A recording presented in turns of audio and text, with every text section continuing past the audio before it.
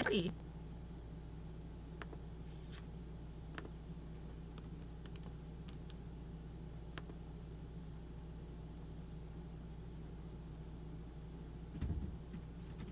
So they'll be free too. Good.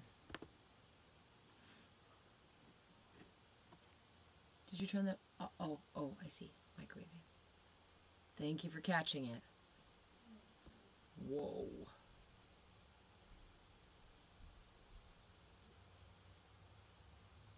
It's a big day of claiming power back. Nice.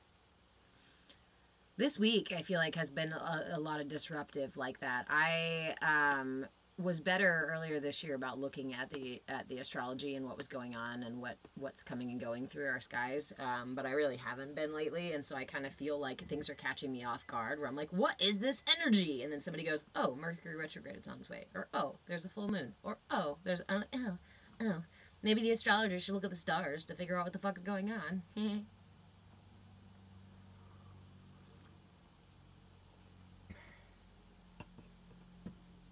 But I feel like a lot of us are going through some intense reordering. Some intense reordering right now. And I'm really excited to see what comes out on the other side, right? Because as we go through our transformations, we shed away the old us. Oh yes, we are under a waxing. Is it waxing now? We just had the new moon. The new moon is always a time for regeneration. Like, that's the death part, right? Like, the new moon is the death part, and the full moon is the rebirth and the peak of rebirth, and the cycle goes round. But I actually really like Mercury retrogrades. I think, I would guess it's because I have Mercury exalted in my chart.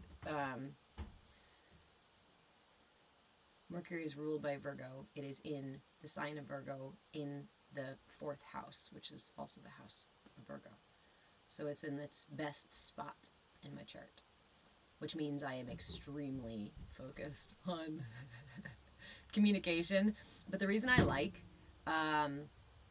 Mercury retrograde is because I find that lies cannot live under a retrograde, right?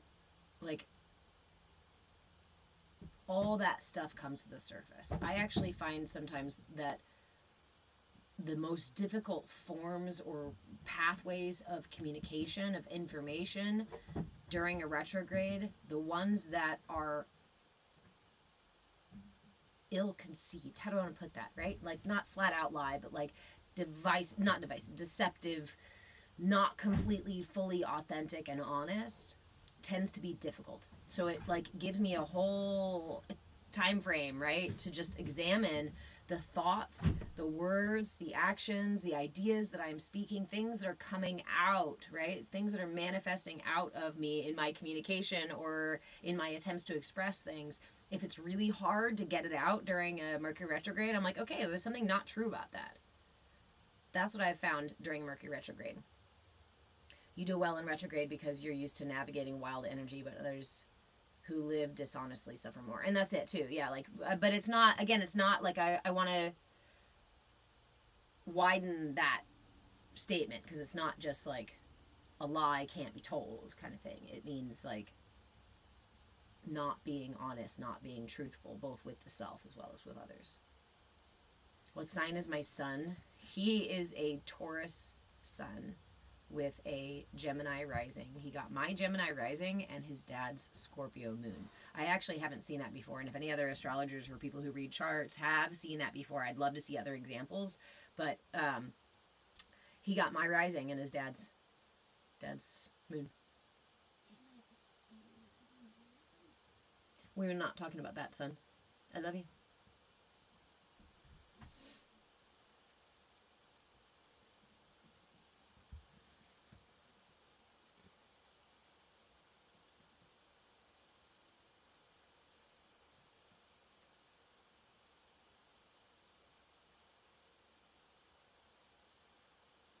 Gemini with Aquarius rising. Moon in Pisces. James, we share a moon. Hey, Noah. We share a moon too. I have my moon in Pisces, Gemini, and Aquarius. I would think that the Gemini would benefit you during a retrograde because Mercury, Gemini and Virgo both rule the throat, and that is also the ruled by Mercury. So they are particular to communication. Um, but also with Gemini can really struggle to, like, with decision paralysis and being able to see multiple perspectives. Gemini can sometimes fight yourself out of every fucking decision. Confuse yourself up in here with. I was gonna say that, yeah. Yeah, it's good communication, potential for really amazing quality style communication, but also there's a lot of potential for erratic energy, misunderstood things, miscommunicated things, and also just a fog of confusion in the brain as far as Gemini goes. Noah, was that a nice earrings? Are those earrings? Were you like, I heard the like, are those earrings? Is that what you call them? Thanks. I think they're glass, actually. My ex-wife gave me these ones. They're my favorite color. Not my favorite color, but one of my favorite colors. Christina, you can't remember your signs except for your sun sign, Cancer. And, you know, if you're looking into your signs, I always say if you remember them, read your sun and your rising sign. So your sun sign is like the core truth of who you are inside. And then the rising sign is the way that you've learned to present that core self to the world. So for me as a Virgo, I have learned to share my Virgo with the world through the lens of Gemini because it was safer and easier to do so. Usually safer and more fun to do so. That was what we do. We develop these things to protect ourselves and to get through life, right? So the message I got early on, the energies I got was that Virgo core, she needs a little bit of flexibility. She needs a little bit of playfulness. Right? Vada, interesting reflection. I probably only think I do well because I'm used to navigating high emotions. This is really good, and I want to sit with that for a second because what you're acknowledging there is that sometimes we become really good at things that are not actually like things that are good for us, but we become good at them because we have to become good at them, right? Because we have to navigate those energies. And maybe they are good things for us too. But sometimes we develop those things out of necessity. And when you realize that there's no longer a necessity to even delve in those energies, high emotion stuff, then maybe we can let go of those tools, right? Sure, I can deal with a high stress situation, but do I want to? Yes. I don't know how to meld Leo and Libra. I feel they switch. I need balance. See, I think Leo and Libra, what is that? Is that sun and rising? I think that's actually a really nice balance and can bring balance to your Leo. Whereas Leo can sometimes get a little bit uh, solar too solar in certain ways or another. Leo can sometimes need like a high need for control without recognizing the needs of others, whereas Libra is very concerned with the needs of others and would do their best to keep that balance in between control that the Leo might want and egalitarian, being. I guess I see it making you a better leader. I see it giving you the balance that you actually seek, is seeking it through Libra and using that energy. Bill, have great lunch. Hi, Behalen. Good morning.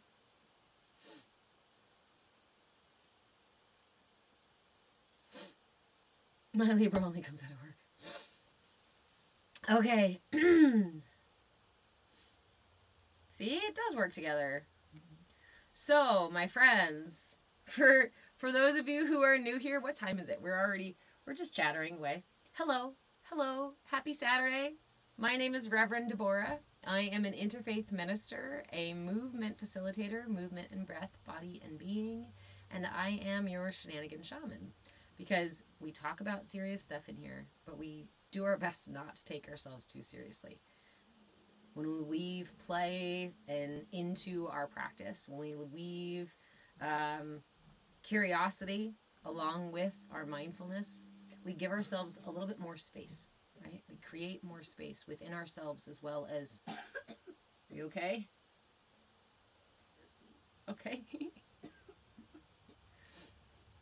Happy Saturday, love. Hey. Can I turn the AC back on? Or are you done with the microwave, right? Okay. So, these are our Bhakti Bites classes. Bite of Bhakti. What is Bhakti? Bhakti means devotion in Sanskrit. So, devotion to what? Something nefarious, some kind of deity, one particular book. No, it's devotion to me, right? No, that even felt weird saying it. Don't let me do that. Bhakti means devotion, and in these classes we practice devotion to self-care. In a culture that tells you to take care of everything and everyone outside of yourself, one of the most powerful things you can do for yourself is make that commitment to self-care. The seeds for everything else in your life are sown in here. And when we don't cultivate relationships with ourselves, but only searching outward for those relationships, we leave ourselves lacking. And that sense of lack often puts us into a state where we are pushing and pulling for finite resources that are not even satisfying our needs, really. We go through life groping for energy. We go through life begging people to fill our cup, demanding from situations and external finite things that they repeatedly give us the satisfaction we seek. And yet that satisfaction is never really available through finite sources. I could eat fake ass food all day long, and I might temporarily feel satiated, but it'll never satisfy my system in a way that's sustainable. Literally the marketing, sorry, my brain was just, my pirates are like, literally the marketing on chips is that you will become addicted if you eat them. You can't have just one, right? Isn't it Lay's? Or is it Pringles that's pop? No, that's pop, the canned pop, whatever the pop thing, right? There's just the one. You can't have just one. Can't eat just one. I think it was Lay's or something. And thinking about it for a second, you go, they're telling you flat out, right? This is not meant to satisfy you. You just won't be able to put it down. It satisfies your body's desire for an immediate satisfaction. It triggers the brain in that way when you put it in your mouth, and it lights up all these different areas because of all the fucking salt and all the fucking additive and all the shit that's in there on top of it. Not really satisfying your system, but giving you a quick feeling of completion.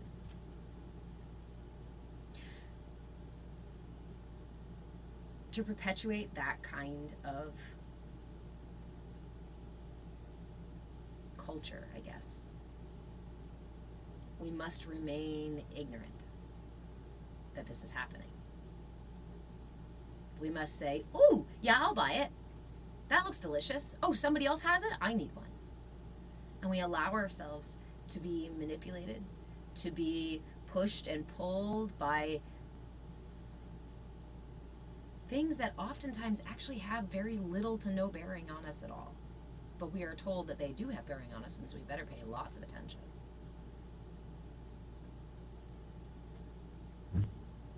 Pay attention. They ask you to pay your attention to them. This is a finite resource that you have, your attention. And everybody wants a piece of it. It's quite valuable. But nobody asks you, do you want to pay attention to this? Is this worth giving your attention to? Do you value your attention to decide where it goes in the first place? Most of us never ask that. Most of us just go, I had no choice. I can't help it. Hold, just one more, just a few more minutes. And we shell out that attention in the billions. So my question to you is, do your pockets feel empty right now or lately? What value have you placed on that attention? Do you let people just come stick their hands in your attention bowl and pull your attention away anytime, anywhere?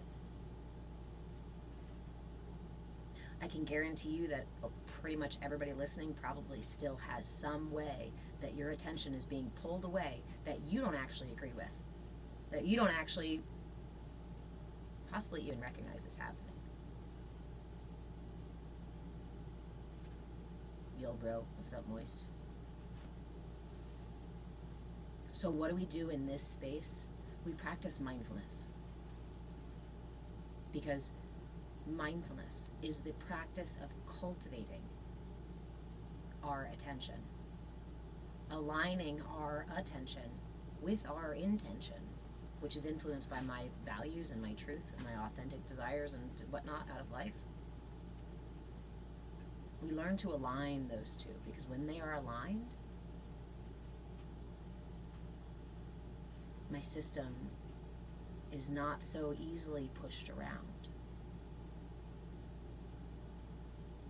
I am aware and present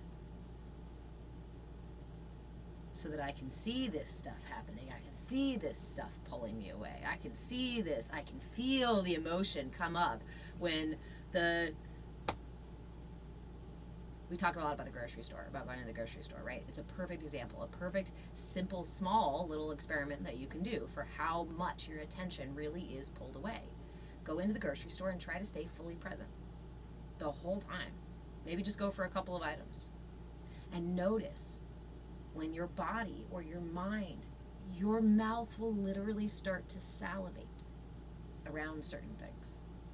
The colors and the names of things and the way that the store itself is designed is intended to shut down the attentive part of your brain and get triggering your emotional, physiological, I want you to salivate. I want you to sweat. I want your heartbeat to race. I want your belly to turn. I want you to feel all of this stuff while you go through and look all these products, because if you do that, I know that I've shut off your thinking part and you're more likely to react to the stimuli that I've provided. This is the current state of capitalism. Not to your benefit. See, Victrola, I have my groceries delivered like a boss. Nice, nice. Sometimes I don't know though. Like, I don't know. I've done the grocery delivery a couple of times, but it's always felt weird somebody going and picking out the other stuff for me, because I read all the label. I'm a label reader, you know. And then they say if they don't have it, do you want an alternative? And I'm like, fuck no, I don't want somebody just picking some random other shit. No, I'm too picky. My heart does race there, right? They intentionally set it up that way.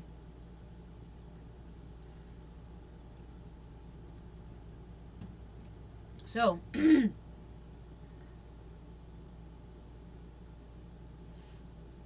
so how do we do that? How do we cultivate our attention? How do we keep the external stimuli from shutting off my state of being present, and turning me into a puppet of the system that wants to buy all of the cookies? Is Cookie Monster a product of capitalism? Is he might be a victim of capitalism? Do we need an intervention? Is Cookie Monster need some mindfulness classes?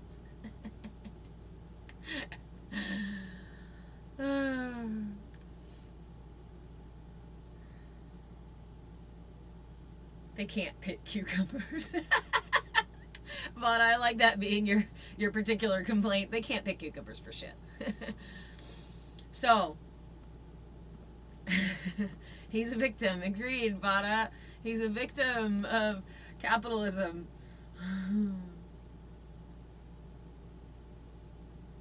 There's that piece too.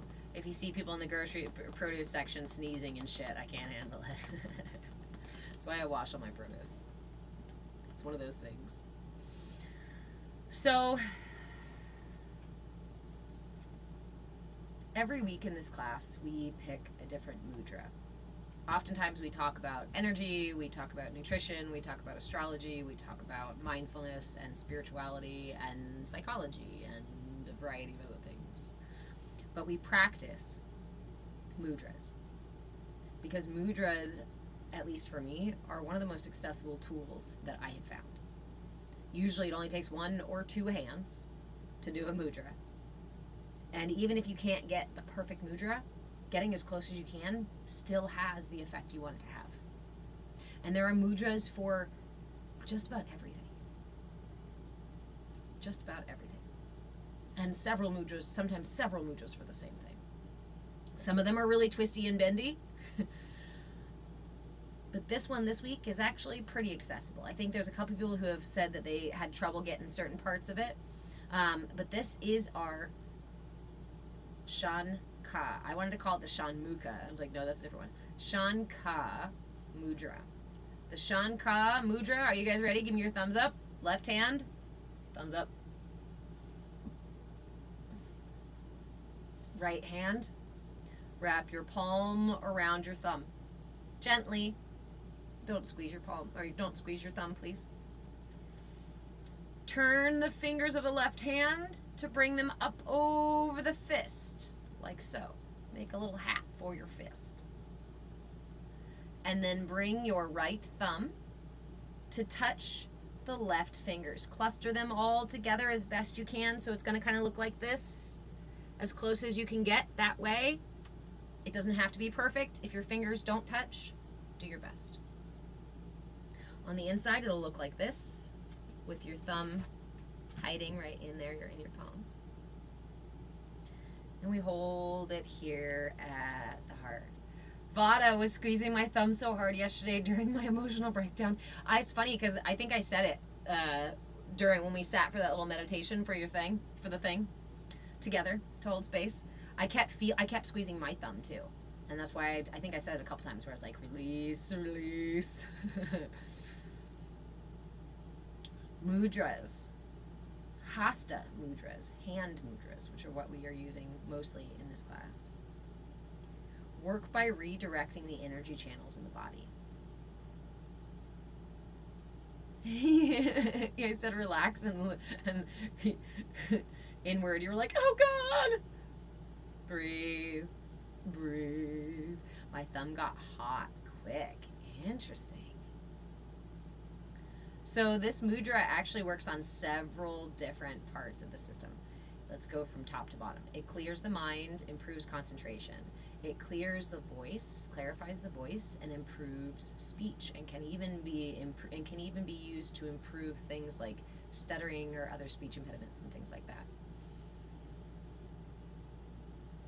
It represents the divine flame inside of the heart, wrapped inside of the heart, or the divine light wrapped inside of the heart.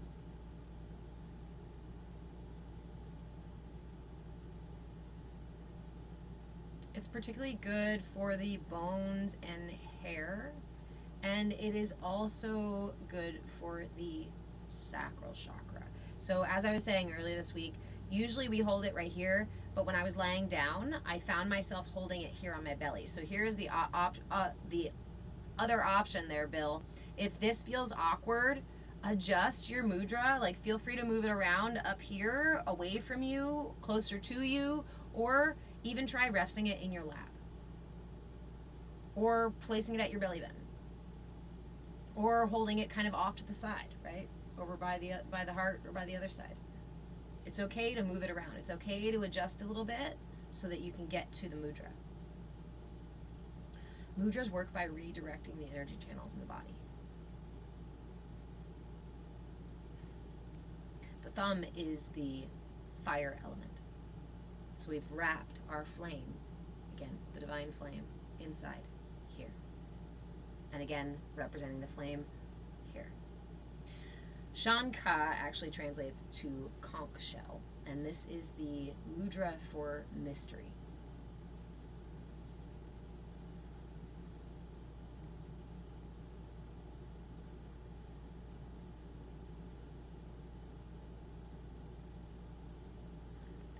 There was a connection there. I had a pirate trying to tell me about the connection between the song of the conch shell and the frequency of the human, and the way that the conch shell makes a sound just like the human makes a sound, and that's something about the breath and something about divinity, the divine voice within us. So this mudra also works to improve digestion and strengthens particularly the reproductive glands, as well as strengthens this and soothes the sacral itself. I write my notes on the back of my eyelids. Can't you tell? Welcome, Brittany. Hey! We are just working with our Shanka Mudra. Again, the Shanka Mudra is done like so. Left hand thumbs up. Right hand, wrap it around the left thumb. Bring the left fingers to make a little hat here for your fist. And then take the right thumb and touch to the pads of the left fingers. This is the conch shell mudra. And you have your little flame inside the conch shell. We hold it here at our heart. Now, for those of you who've been with us all week long, you'll remember that on Monday we sit for just 5 minutes. So if all you have today is 5 minutes, then feel free, please do. I encourage you to sit for those 5 minutes with us. After about 5 minutes, we're going to add some pieces and go a little deeper. Pardon, I'm readjusting here. We're going to add some pieces and go a little bit deeper into the meditation. Today we're going to add some visuals. So if visualization is not your jam, don't worry. The most important part of meditation, of mindfulness, of any mindfulness practice, is your intention and your attention. As long as you keep focused on those, you'll receive benefit from the practice. Even if you don't see pictures in your mind, even if your mind doesn't become a Zen garden, even if you feel a little awkward sitting in this position, right? Even if your breath still catches a little bit.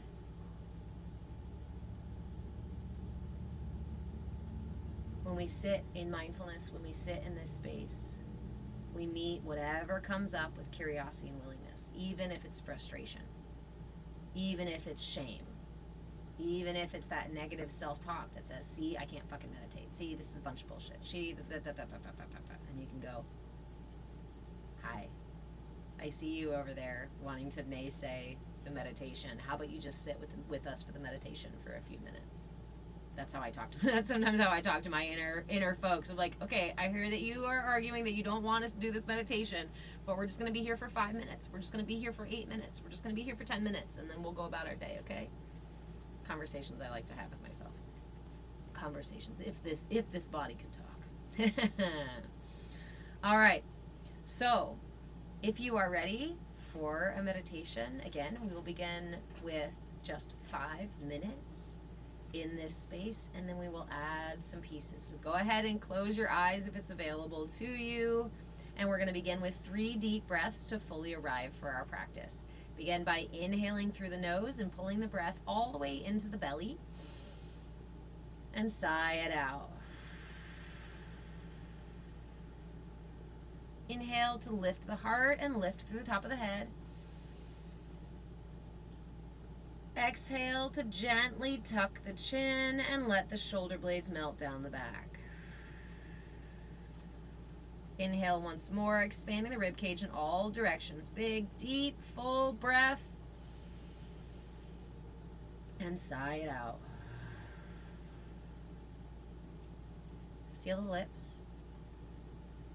And take a few moments to find a comfortable, steady rhythm of inhales and exhales. Take a few moments to elongate the breath.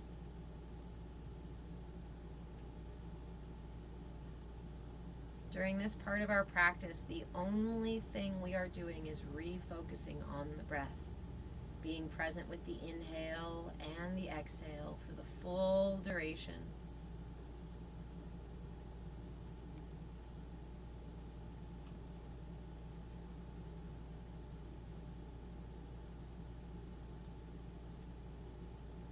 Inhaling the present moment,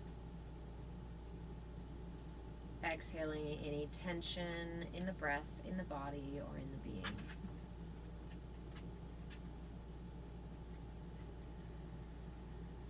Inhaling our intention to just follow the breath, exhaling any tension.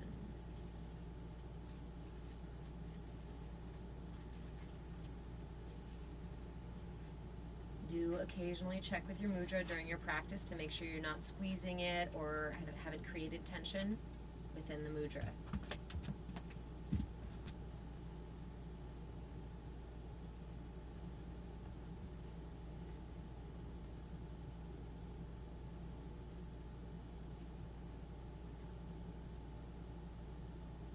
If you find your mind monkeys are very busy and it feels like herding cats to keep your attention focused, that's okay. Meet yourself with curiosity and willingness. That's where you're at today. Let it be okay. If frustration rises up, breathe it in and let it go with the exhale.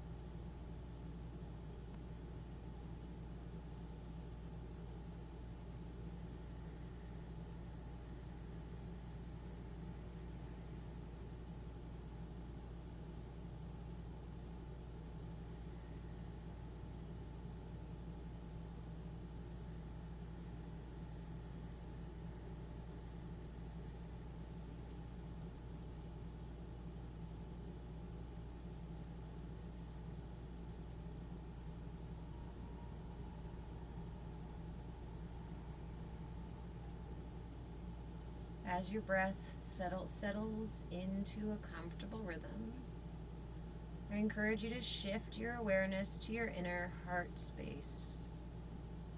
Listen into this space. Listen for your breath. Listen for your heartbeat. Listen for your digestion. Listen within the self. Just to see what you can hear. Just to hear what you can hear.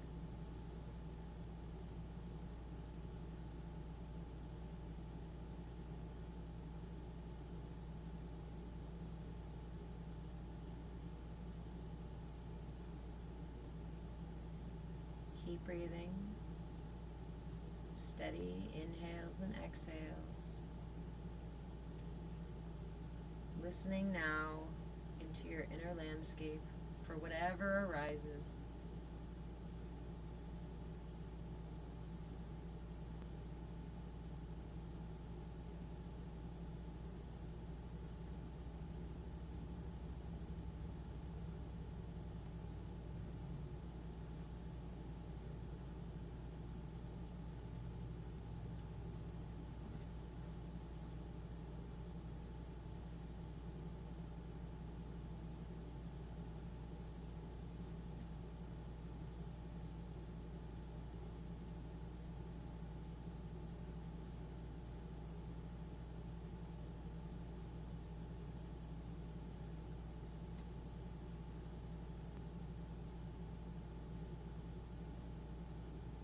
Continuing to breathe, ears open to your inner landscape.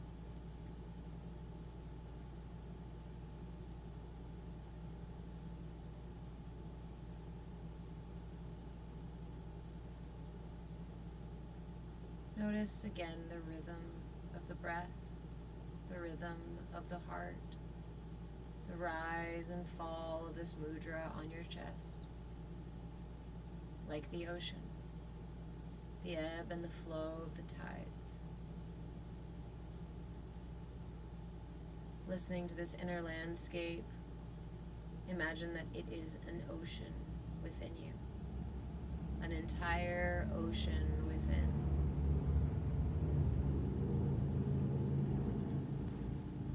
Listen to the sound of the waves, matching the rhythm of your breath and the rising and falling of your heart.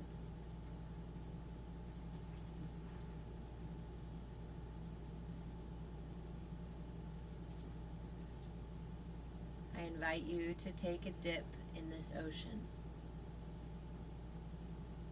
Allow that to manifest as a visual if it's available. If not, just set the intention to sink into this ocean. As you are swimming through this ocean of your inner landscape, I invite you to notice for anything that's not meant to be there, anything irritating, anything not conducive to the wellness of your inner ocean. As you swim around, I invite you to notice things in your inner landscape that are not meant to be there. Maybe old traumas or memories stored under the waves, deep at the bottom of the dark recesses of the ocean. As you swim through, notice these things.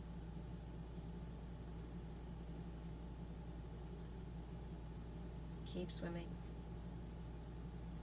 Keep looking. There's something else you're looking for. There's plenty of these little bits and pieces here and there that are not meant to be there, and you see them and you acknowledge them, but there's something more you're looking for. Keep swimming.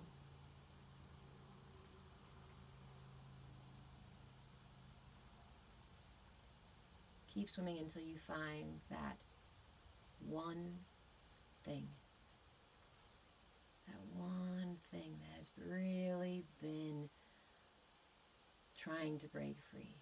That one thing that's really ready to be given up. And I invite you to swim to it. Take it into your hands in the same way that you hold this mudra. Bring it inside of your palm, of your right palm, with your left thumb. Place this irritant, no matter how big it was, no matter how big a problem it was, it now fits in the small of your palm.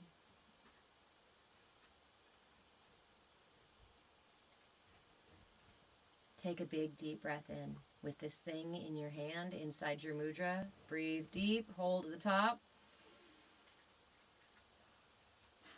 And as you exhale, do so controlled, slow, and give your mudra a squeeze. A nice, tight squeeze as we turn this irritant, this unwanted thing, into a pearl of wisdom within our shell. Squeeze as you exhale.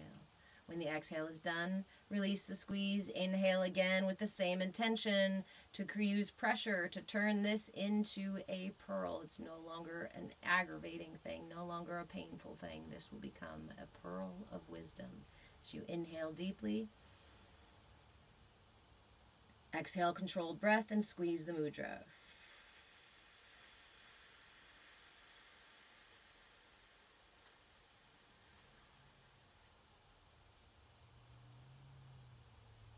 Inhale again. Exhale and squeeze the mudra.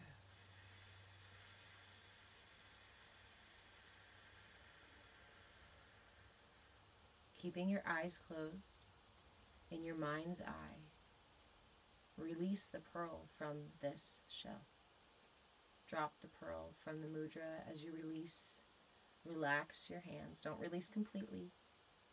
Just relax the hands a little bit so that the shell or the pearl can fall from the shell.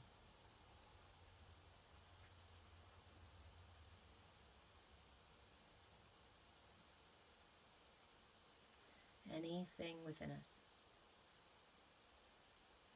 anything out of place, anything irritating, anything that causes pain and chaos and confusion, can be transmuted into something of value. To a pearl of wisdom, a pearl of experience, a pearl of understanding.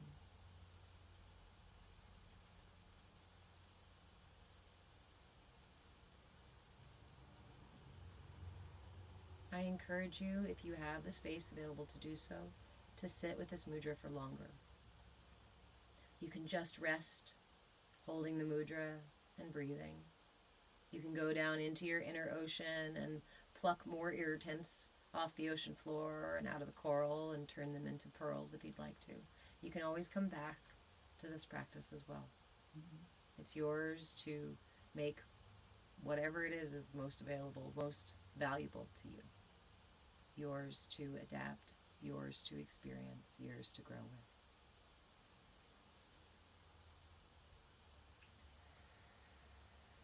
When you do feel complete, I invite you to bring your hands together into prayer or simply lay one over the other over your heart in gratitude for today's practice.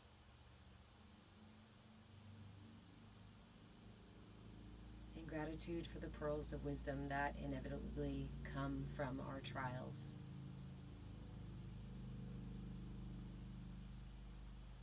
In gratitude for the strength and perseverance to continue to face these trials.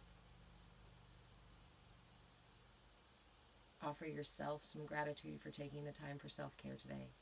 It's really important, and you are worth it every single day. And of course, thank you so much for joining me and helping me cultivate this CAYA space where we can learn and grow and ultimately thrive together.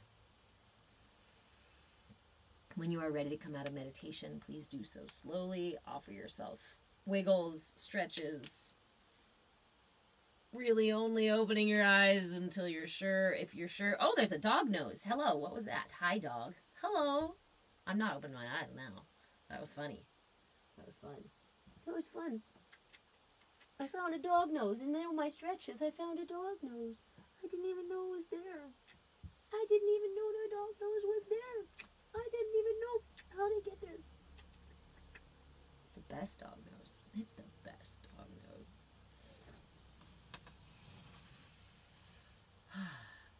Okay. Oh, TikTok, you guys can't even see the dog. The dog nose.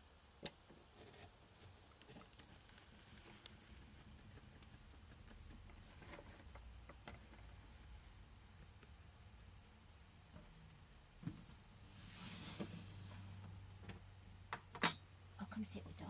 No, wait. I'm coming over to you.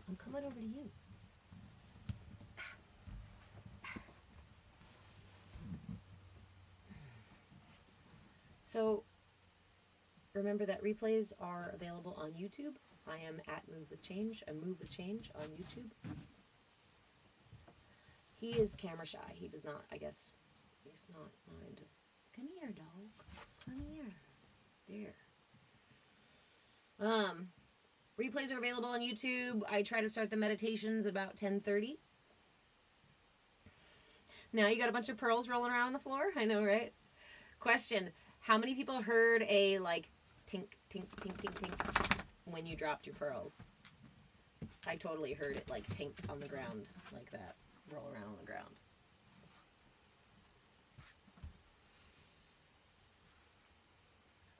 All promotion? Promotion for what? Chocolate Frost? Tell you more about Oregon? It's a terrible place. Oregon is absolutely terrible. We have huge, huge, huge spiders, like way bigger than your face. Pretty much all of our snakes are poisonous. We have terrible, terrible mosquitoes all year long. Hey, Spirit Wanders. I'm giving the Mercury retrograde version of what I love about Oregon. Can I switch to regular, girl? Regular what? Coffee? It is regular. Oregon. No, those are the things I know that it is. I love Oregon. I love where I live. I really love this state for a lot of different reasons. Yeah. But I always like to tell people that it's awful here because also apparently that's what it's all over YouTube. I don't know I don't know if it's just because I live in Oregon that I'm being pumped this stuff through YouTube, but there are constant videos about how Oregon is like a scary place to live. It's super dangerous. Hey Nicole, how there's like nobody who lives out here and all these places are like damn near uninhabitable, you know, all the sensationalized YouTube content. I'm like, I literally live here in the place that you say nobody lives.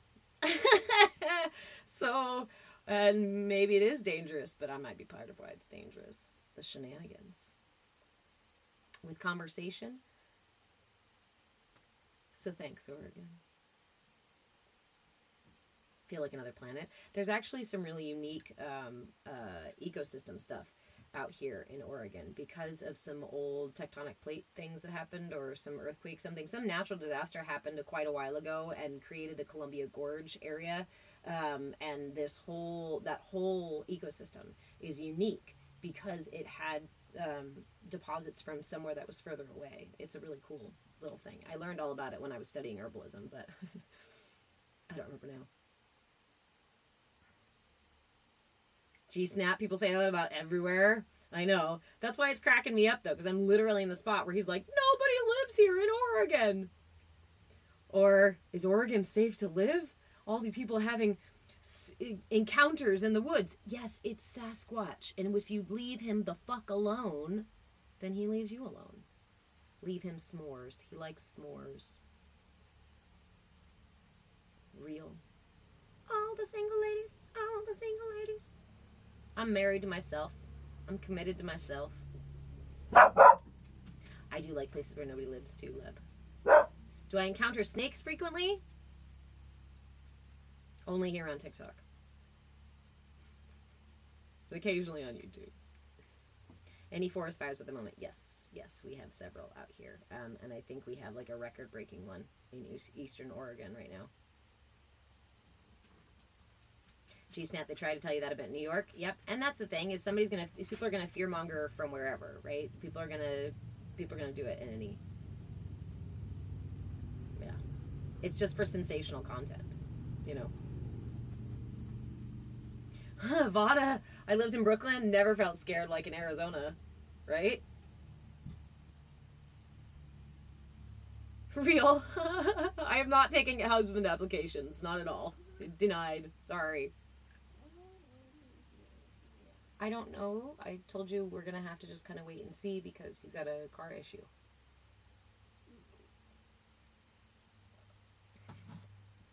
See? That was a snake. Did you see that right there? Trying to come in. They're all over the place. But snakes are also gifts because they help us face our fears. They create a kind of fluidity and movement within us that allows us to wiggle ourselves out of some really tight places. I know several people, Beth, who are in Minnesota and Missouri right now, all who are really enjoying it. Oops. There we go. Valda, you love Arizona, but the bugs and the cactus get frustrating. Yeah, I love the desert. I think it's really beautiful, and I like going and spending time out there. But as a long-term living out there, I blame the fact that I'm an air and fire dosha, and so it's just really hot and dry. And I'm like, that just makes me more hot and dry. I'm already fucking hot and dry, even when it's fucking cold here. Like, and the cold in the desert is like, it bites you. It bites you because there's such big open sky, right? And not much in the ground. It just fucking bitter cold. I have never felt the tip of my nose cold. I lived in Alaska in the same way as it was in the desert. Beth, I know. I bet you are. I think it's some of your content that I've been seeing. G-snap. Fantastic. Exactly. Good point. Snakes don't hurt you unless you try to really mess with them. Be honest. Same with human beings. I don't know. I've always said that human beings are the things that scare me the most because a snake won't come out and get me. You know, I mean, I've been brushed by a cougar in the middle of the fucking forest, right? I don't worry about those things as much. I know there's like a general law, right? There's like law and order in nature that doesn't exist with that does exist with humans, but also in a way with humans that is unpredictable, and that's what I don't like. Yeah, James, I've heard that. Melting your souls, cooking eggs on the fucking sidewalk. Nuts. Uh-oh! I have to verify to continue. Somebody reported me. Oh, God. So if TikTok eventually goes down, because you guys know that I do a lot of hate speech in here. We do a lot of really polarizing, offensive content in here, and TikTok has been giving me all the violations for it. So if TikTok does eventually go down, remember that I am on YouTube. That's the best place to follow me, because that's where I put most of my content outside of TikTok. I need to put everything in YouTube too. But I am on all the platforms. I'm on all the socials. But I hang out in Discord. And it's completely free to join the Discord.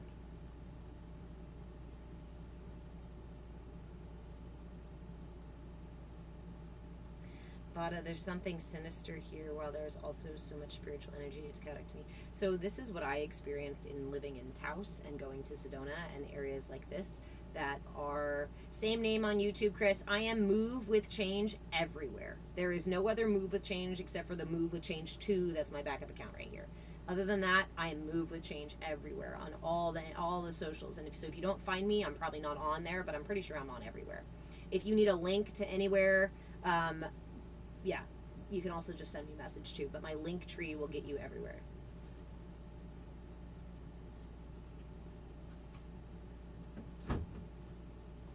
Lab, preaching inclusiveness and acceptance is so polarizing. Weird.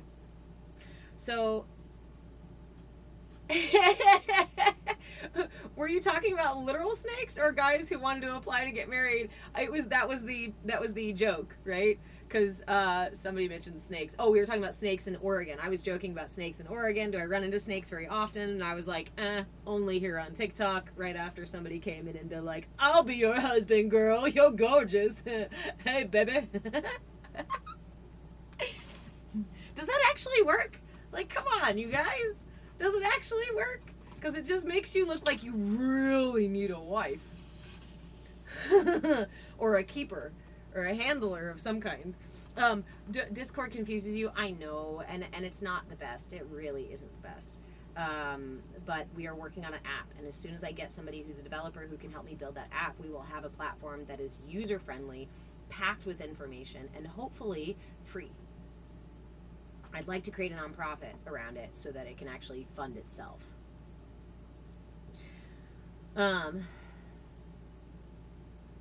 Victrola, you wonder if women get reported more because of men wanting attention. I know for a fact that a lot of the issue of what I get on here is people reporting me, unfortunately. My content, on the other hand, TikTok is actively hiding and taking down and saying it violates guidelines and stuff like that. And they won't even let me submit support tickets anymore. They won't let me appeal half the time anymore. So that I know is TikTok actively fighting my content. But when I'm live and I get reported for hate speech while I'm talking about mindfulness mudras, Oregon, and snakes, and whatnot, yeah, that's okay. That's okay. People want to come in and, this is a safe space. This is a safe space. And in safe spaces, we are accepting, right? There's kind of an open door that people can come in. Unfortunately, not everybody knows how to be personally responsible to cultivate a safe space. So it does mean we have to usher some people out of the safe space. And what does that do? Usually triggers the reactive, right? Emotional self. So now I'm first I came in to be disruptive, but you're not going to let me be disruptive. Well, now I'm even more angry. So I'm going to do the only thing I can as a keyboard warrior and report you because you didn't let me take up all your time. Or I like the ones who will come into the chat here and like demand my attention repeatedly, and then when I ask them to redirect or we have to mute them, then they go to my DMs and tell me about how I'm a fraud and I'm so full of ego and I'm all these things, and I just send love with a block button, I guess. Unconditional love, accepting other people for who they are, seeing other people and acknowledging them for the value in who they are, does not mean having to tolerate their behavior in your space. I have been met with several people, especially after TikTok lives, who have the audacity to believe that somebody on a live is basically there for them. And then we'll go about chiding, and I've seen it in other people's lives too, of like, pay attention to me. And it's like, at what point did you believe that could happen for, like, at what point does that, where is that justified? How is that justified? I just don't understand. That's another one thing my brain doesn't understand. Beth, you say those people make it hard for normal people to feel comfortable asking or speaking, for everyone to feel, and that's exactly why the mark of tolerance, the mark of tolerance is intolerance of intolerance, right? The mark of a tolerant society is intolerance of intolerant behaviors. And even and also, that is a different way of dealing with intolerance too. Like in this space, right, we try to bring them in and we remind them about this space and we give them options and we give them reminders until we finally have to mute them. But we always welcome them back in so that they can keep trying on the skills, unless at a certain point somebody becomes outright aggressive or things like that or threatening, then I will go ahead and block people. But I need you to, like, you got to remember, like, it is your right to set the boundary, period. Anywhere in your life. It doesn't matter who the person is. If they are stepping into your space disrespectfully, pushing boundaries, and not conducive to your wellness, give yourself permission to make some space. Give yourself permission to set some boundaries. That's how you build trust with yourself.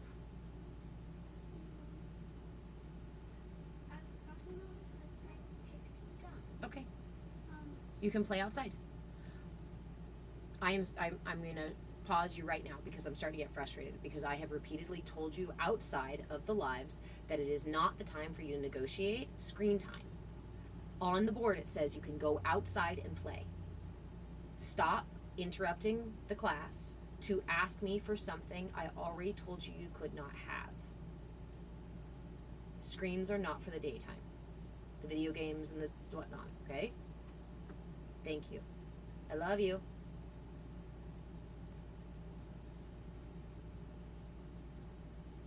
That's my baby. Being judgmental doesn't bar you from being spiritual, and being spiritual doesn't bar you from being judgmental, right? We are on a path. We are on a journey, and this is a journey. And I'll be the first one to tell you, I am not healed. I am not anybody's guru. I am not a master of anything except for change and maybe shenanigans. But I think there are some people who are more masterful shenanigans even than I am.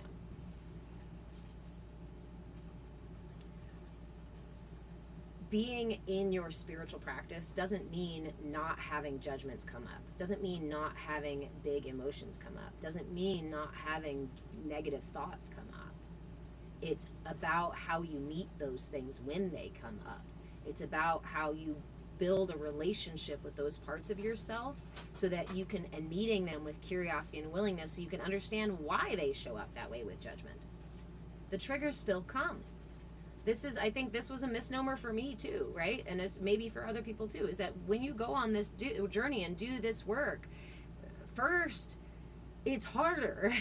First, you're up to your eyeballs in every fucking trigger that is now super apparent and obvious. And all of these ways that you've been fucking up your own life are obvious to you all of a sudden. You're like, oh shit! What did I just get myself into? This is terrifying. Which is why I say don't do it alone, man. Come join us in the Discord. It's totally for free, and it's a bunch of us doing it in there like this. But here's the big kicker. The big tool, right? The asking everyone to show up with curiosity and willingness. Listen to that, because if I am curious, I can still not like something. I can still have a value that's opposite it. I can still say, I don't trust that information. I don't trust that person. I don't like the way this is happening, right? I can still have those feelings. But in the way that I approach the person, I come from a place of curiosity. Even if I have these judgments, even if I have these fears, I can set them aside for a second and say, hold on a minute. If, right, this person is, and their opinion and their viewpoint is also as valuable as mine. If I am valuable, then they are valuable. And I'm curious if maybe I can receive something of value from them too. And maybe I can offer them something of value in the exchange. But that won't happen if we don't approach each other with curiosity and willingness. Yes, thank you, user 263-8860473795. Enlightenment isn't about positivity or kindness. You can still operate in that realm and not. It's about making the choice. It's about being responsible, cultivating your ability to respond rather than remaining in a reactive state. I think I made a video about this the other day, or I was making some joke about it the other day, where I was like, on the one hand, people want to say I'm all love and light, and I no bad vibes here.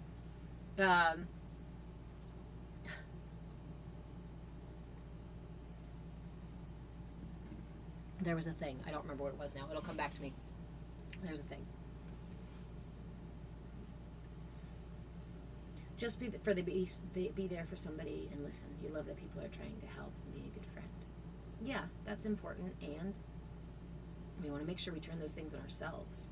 If we don't know how to do that for ourselves, we're not going to do that successfully for others, not in their full capacity.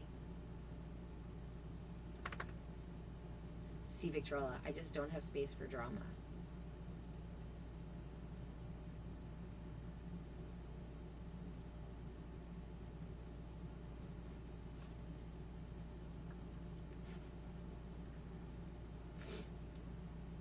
It's just all hidden.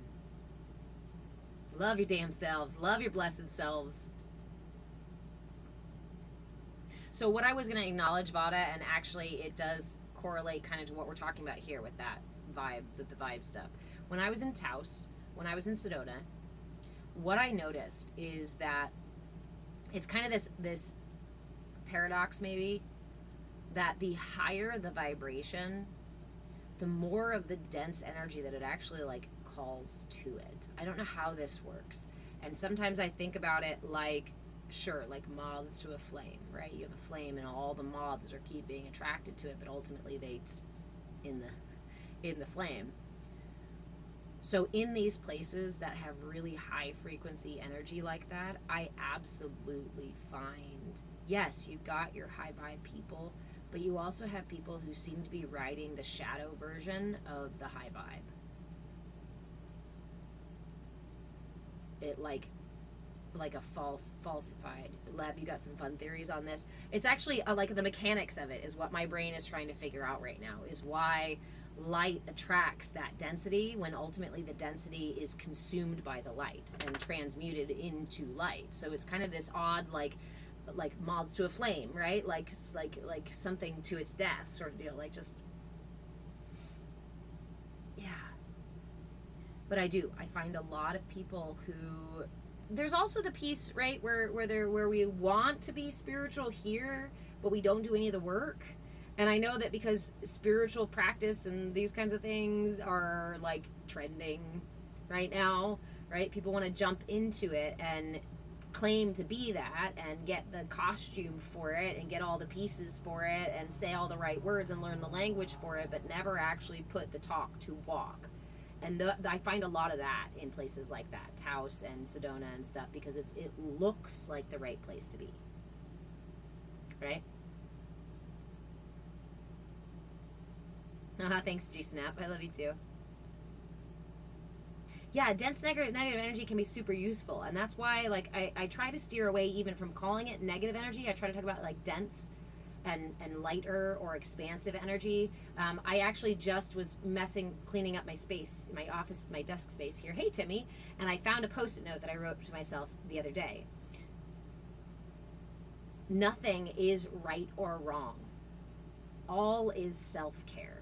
And this was a reflection in every behavior, every choice, every thought ultimately is my system attempting self-care.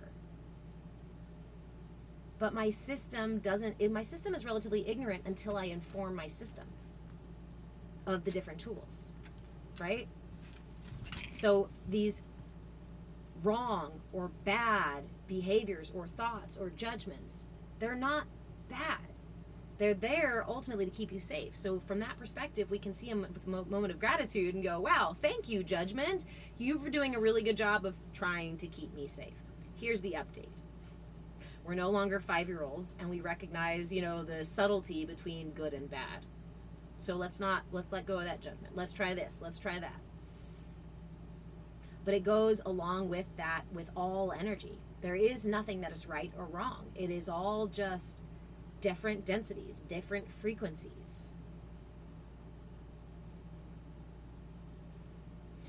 Who said that here? G-Snap.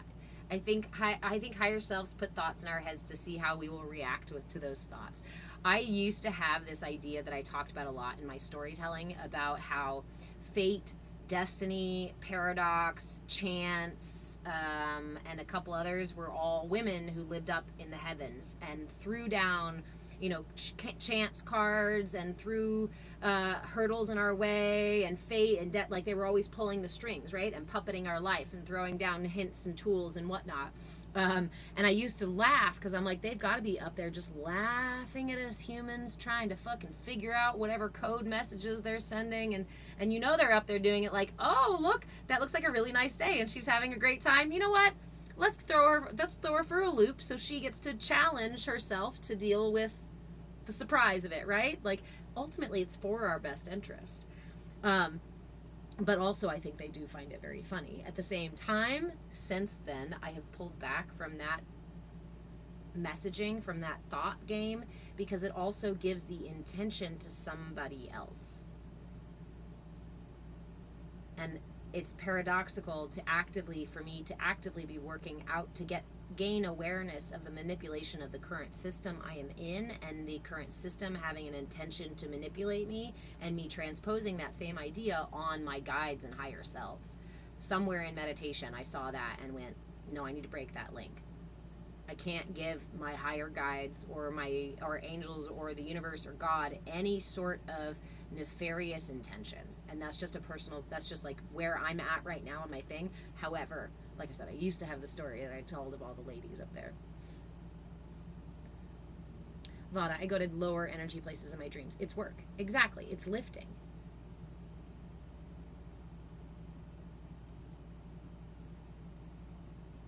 Everything is neutral until we place judgment on it. Yeah.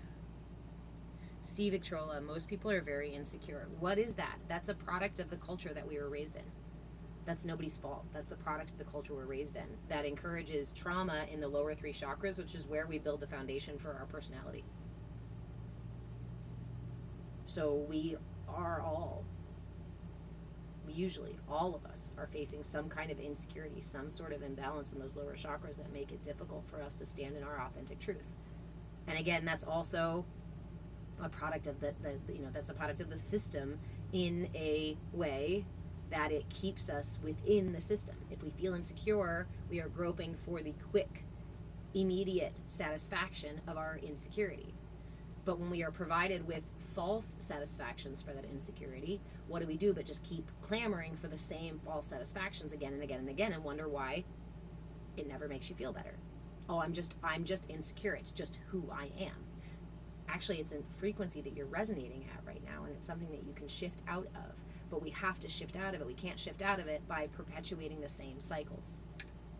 False, false, false. Because what is insecurity but a false judgment of self?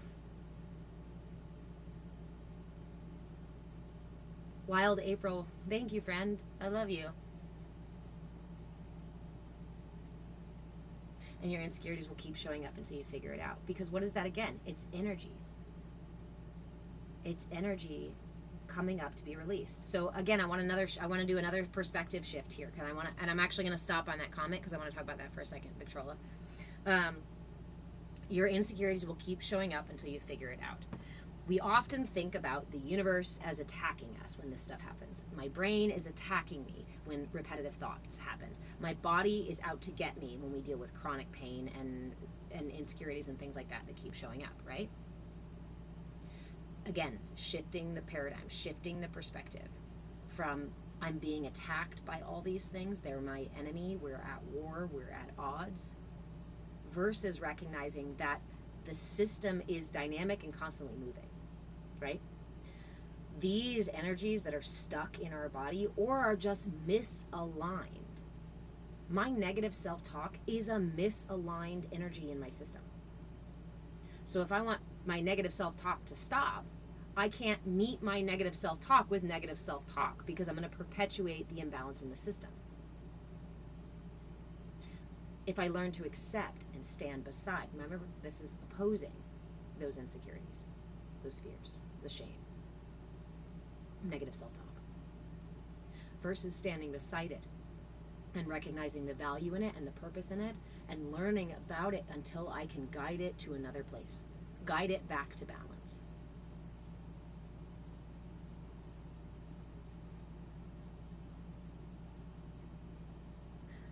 Victrola, I think when we show up authentically despite the projections, inspires more people to be true. Authenticity is the highest frequency that we can resonate at. It's a measurable frequency and it's fucking off the charts. It literally raises other people's vibrations. That's what it means, like raise the vibration, right? Is like be the change you want to see, because when you resonate at that frequency, other people around you will catch that frequency. And honestly, the higher frequency pulls the energies toward it. Even the dense energies that we're just talking about. Everything is pulled toward that high frequency energy, probably for transmutation, probably for growth, probably for expansion, probably for its own evolution too. But we have to remember that these things naturally bubble up from within us when they are ready to be released, when they are ready to be processed, when they're like, I'm done being stuck in your fucking body, can you let me the hell out? They're going to come knocking on your door. They're going to knock on your heart. They're going to knock on your hips. They're going to knock on your head. They're going to knock on, in your dreams until you set them free, until you give them your attention. But the system that we're in wants you to pull your attention away to anything but inside of yourself. Ignore the most important truth. Ignore the most important part of your world and spend all of your attention out here. Because then you will never find balance. Only you can find balance inside of you. Can we receive guidance and help from outside of ourselves? Absolutely.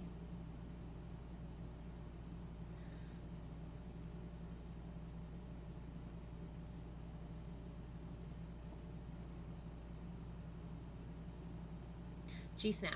Do you think our higher self does the whole control of thought thing test to react? No. I don't think that there is a higher self that says, let me see if she's going to take the bait this time. I know you said no recently, you don't want a toxic relationship, but I'm going to keep offering you a toxic relationship, okay? And you just got to say no. Well, I'm going to test you. No. Because, again, I want to simplify it and take out the intention, take out the consciousness, and turn it really into, if I have said yes in the past through accepting it with my actions, with my emotions, allowing a certain behavior, allowing certain people in my life and situations and staying in those situations, these are all ways that I say yes.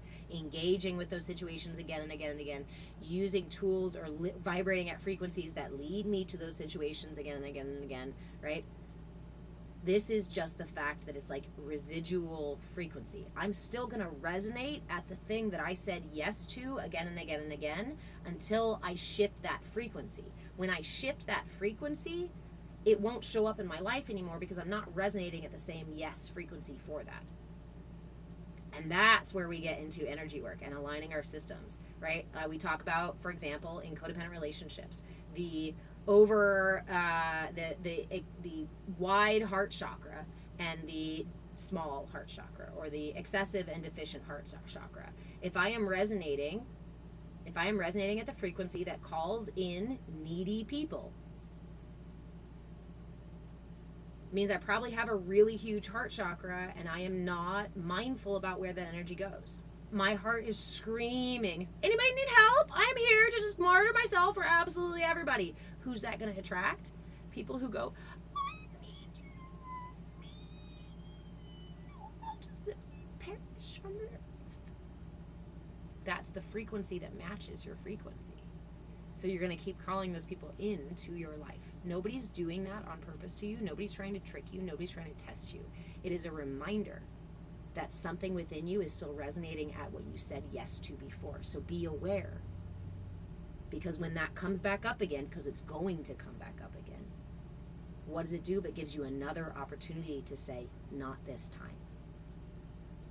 And this is how we shift our frequency. This is how we shift ourselves into a manifestation of abundance versus a perpetuation of imbalance. We have to do the work each moment when it comes back up again. But again, I wanted to get out of that mindset that somebody is doing it to you. You're not a victim of it. You are actively involved in the exchange with the universe that's creating that situation for you. Same with thoughts. When thoughts come up again and again and again, it's the body, it's the energy we're resonating at that. And that energy is coming up like a belch, like a fucking fart. It wants to get out. It wants to be released. Our systems are infinite. Dynamic, right? Well, this energy that flows through us. Prana is infinite, but our systems are finite. But they're dynamic and ever-changing. They're not static. They're not meant to be like this for the whole entire life. But we call that predictability and security. Okay, now I'm 24 messages behind. I apologize. I'm going to do a minute to try to catch up here.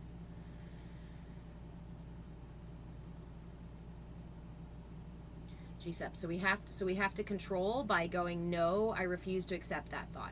I'm just going to play semantics with you here because on my path and in my experience, these little things are really important.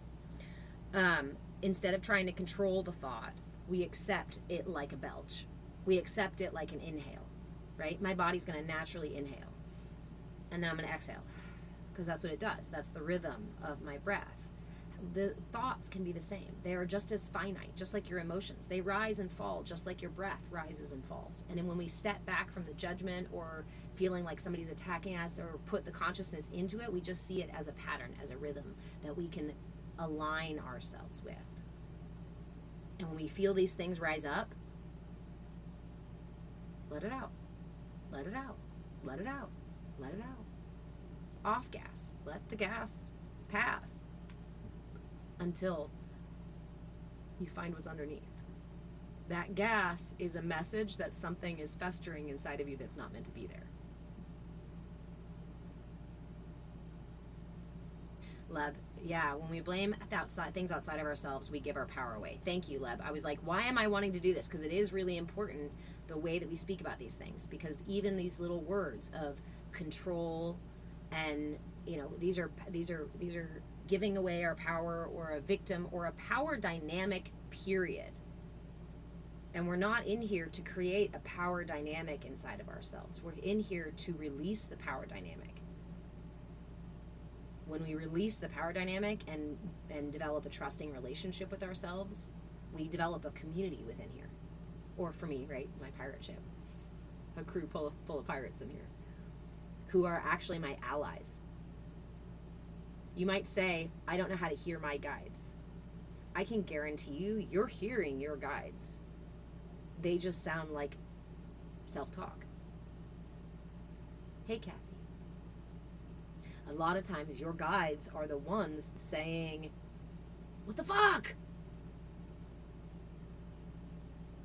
Or trying to communicate with you through thoughts, through your body.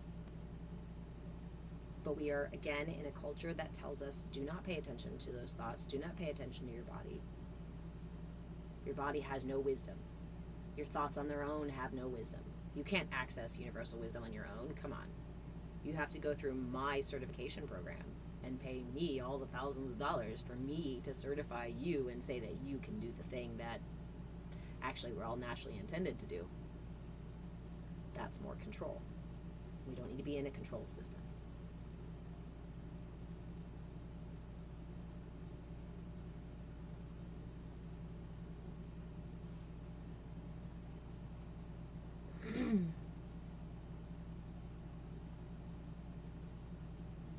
Hey, childless cat dad, how are you? I love you too, G Snap. I'm just going back on some comments here. Hey, Billy.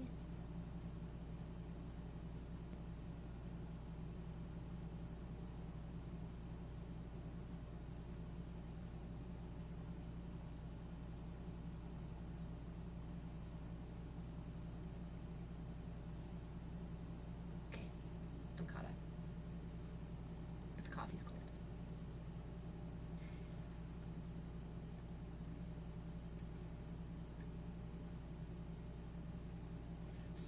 Stories, right, can be paradoxical. Like, on the one hand, we want to say stop attaching stories to everything. Stop telling a story about who does your thoughts and how and why and what they're for and your body and all this stuff. Stop telling stories. Yet at the same time, we can use these very stories that our bodies and minds are telling us to discover our authentic expression. Oh, G-Snap, don't apologize. I love you guys so much. Drop the apologies in here. Drop the apologies unless it's genuinely something you were really out of, you know, if you call somebody a name in here and you're an asshole to somebody, then fucking feel free to apologize. But asking questions, that's what this space is for. That's what this space is for. No, it was great. I'm glad that you brought it up because it was a really important thing to look at and to be able to look at from several angles like we just did. Because this is really important. I feel like it's one of the things about like doing this work or spirit work or shadow work. You know, people are like, I don't know how to fucking do this. This is it. Is meeting yourself with curiosity and willingness, even especially when it's the judgmental side, when it's the scary side, when it's the part of you that you think is attacking you, when it's the part of you that keeps leading you into places you don't want to go. These are the parts of ourselves we don't want to look at. These are the parts of ourselves we vilify. These are the parts of ourselves we feel victimized by. And often the energy that we will blame on other people outside of ourselves. And that in doing that, we give away our ability to change them or adapt or balance them. We give away our power. And so this is actually, G-Snap, really important. Probably, like, again, foundational stuff here. Learning to let go of the story. Learning to meet yourself with curiosity and willingness. And having the ability to cultivate the attention, the awareness to do that. A lot of times life is a journey of becoming more and more conscious. I love you too, G-Snap. Life is a journey of becoming more and more conscious. When we are in utero, we are essentially one still in the universe. We are one with the universe still. That is our perception of it. Up until the age of 8, we're not even out of the theta brainwaves. That's the dream time. That's visualization. That's lucid dreaming. That's a deep guided meditation state. All the way up until the age of 8. And then the rest of our brain continues developing and doesn't even come online until our 20s. And only at that point do we have the full capacity for higher reflection that allows us to go within ourselves and become conscious of what occurs within ourselves. Only by the time we're in our 20s and beyond do we have the capacity to do that. But most of us don't use that capacity because we live in cultures that say, stop there. On the surface, you're done developing. We do the same thing with infants. Infants do not even finish developing their gut biome until a year old. But we say, yeah, go ahead and spoon feed them all crushed up a bunch of food at 6 months. Oops. You're gonna actually potentially create digestional issues long term, possibly even hormonal and other things, because you're giving the system something it doesn't need, that is not ready for. But again, in this culture, we just say, no, just, they got to be consumers as quick as possible. And that's all, right? Our culture teaches us really to do. Childless cat dad. I meet myself in the mirror, then I say, damn, you're handsome, right? I try to do the same thing every day. Damn, you're handsome.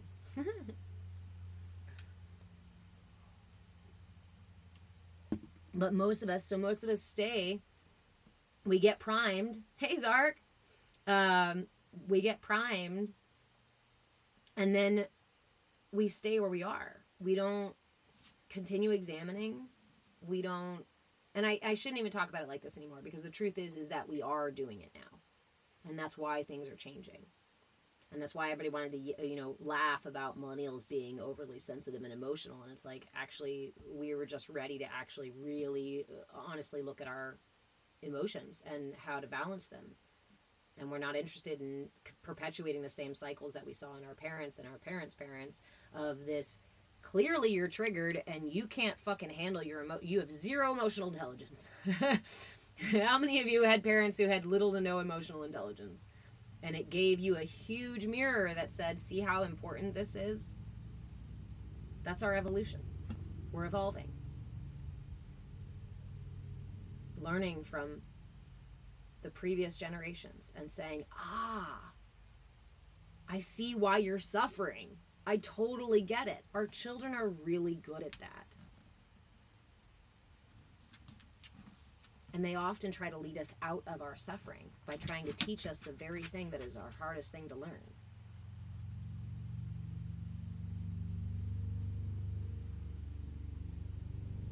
And I was so emotionally disabled until 30.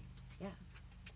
Many of us are, because again, culturally we're not taught to do that, and sometimes it's even weird in certain circles, and but it's happening more and more. I'm seeing more and more people who are starting early, who are in their 20s or early 30s, and been like, no, I've actually been trying to do this stuff for a while, and I've been going to therapy because it's maintenance, because it's important to be aware of what's going on inside of me, and because I value my relationship with myself. So that I don't end up doing, honestly, this is my thing. So I don't end up doing and saying things that I need to apologize for. I don't like that feeling of apologizing. Do you like apologizing? I sure as shit don't. So I try to make sure that I don't do things that I have to apologize for. But that takes awareness, and it takes cultivating. It's more than just awareness, because you can have the awareness of it. But in the moment, if I'm feeling like saying something nasty to somebody, and I have the awareness, I hear the words happening in my mouth. I feel that anger heating up my chest and rising up into my throat, right? Like I'm ready to go, but I feel it rising. I have the awareness of it. So is it the awareness that gives me the power to change, to transform that situation? Or is it my curiosity and willingness, my willingness to try something different and being curious about what other options there are? So we can't just cultivate our awareness. I can be aware, but if I'm not willing to do anything about it, then what does my awareness serve me? I guess just to keep me on the up and up about what these pirates are fucking doing. Feel the dysregulation rising. What you gonna do? What you gonna do? What you gonna do? What you gonna do when it comes? Dysregulation. No, I was like, kind of gonna get dysregulation. What you gonna do? What you gonna do when it comes for you? Yeah, that's the question. What are you gonna do? Breathe, tap, dance, sing, yell, laugh, cry, go punch a pillow, take a bath, jump in the water, go for a run, climb a tree, stomp on the ground, roll in the grass, chase a butterfly, do some yoga, do a meditation, do a mantra, do a mudra, say a prayer. So many things you can do, and yet, think about that. How many times we go, I had no choice. There's nothing I could do. That person made me do it. Well, it's their fault that I did blank, blank, blank, blank. Wait a minute. We just went through like easy off-the-cuff suggestions of what you could possibly do. Uh-oh, Zark, did I miss your message?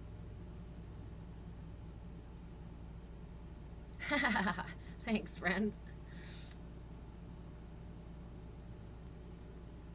Bill, scroll. What am I scrolling? That's it. But how often do we give ourselves permission? Do we give ourselves the excuse and say, there was nothing I could do? It was their fault. Oh, you were a victim? They made you do it. They made you do it? Yeah, well, I had no choice because they were talking to me like this. Actually, there's like an infinite number of other choices that you could choose. So often we choose what we know. So we choose out of ignorance, and we can concede that, right? Oftentimes we choose out of ignorance. And we feel that there's no other choice left.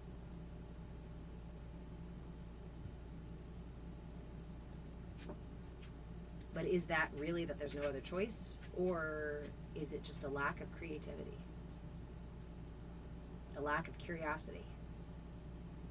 As soon as you point the finger somewhere else. I know the whole thing of like you point your finger, at someone else is 3 pointing back at you. But really, I feel like you point your finger at somebody else and you immediately transform yourself into the powerless. You give every ounce of power. This is more like a magic wand where I'm like, they did it! And zoop, all of my power goes away. What can I do? This is actually my journey through forgiving my caregivers as I was being raised, right? I went through a lot of harrowing situations that I shouldn't have been through, but nobody should go through, right? We don't think anybody should go through that shit. However, it happened. And I blamed them a lot. As did everybody else. Anytime I would tell somebody about what happened in my life, almost everybody would tell me some sort of like, where is he? I'm going to go get revenge. Somebody's going to get revenge for you.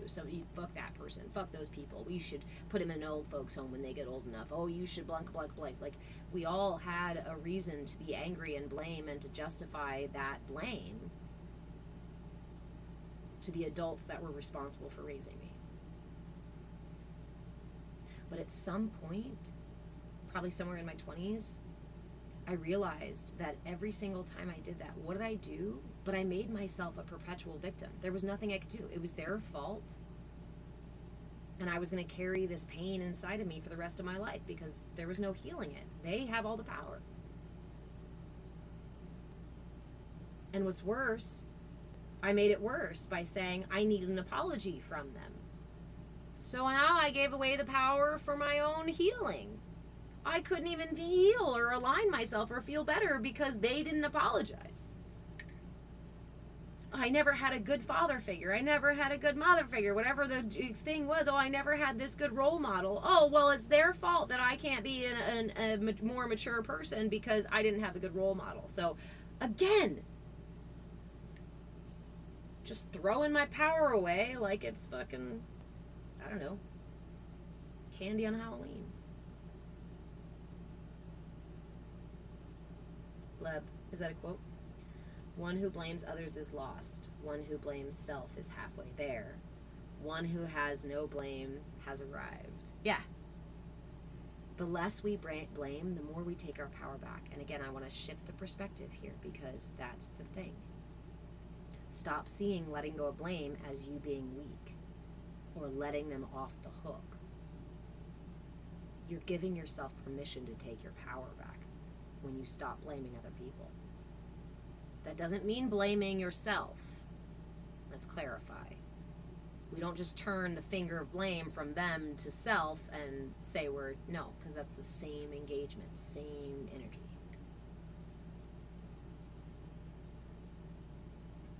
I was stuck in that for a while. I made myself, I don't want to use that word, Vada. But I want to repeat what you said here. I was in true pain, but I was no victim. Right? So I want to acknowledge that the pain of being a victim is very real. And there are very real situations where we get put in situations where we have, for all intents and purposes, no external control. That is why we cultivate presence and relationships and balance within ourselves. Because there's one thing that nobody can touch, nobody can take from me. Somebody can grab me by the body, right? Somebody can cover my mouth.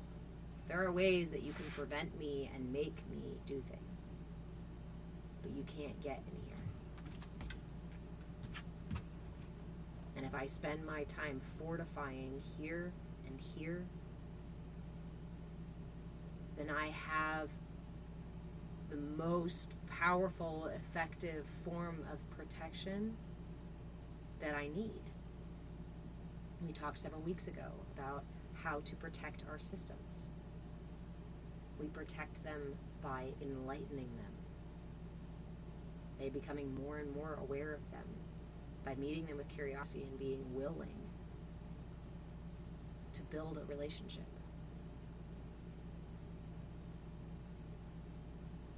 Again, if I could wave a magic wand,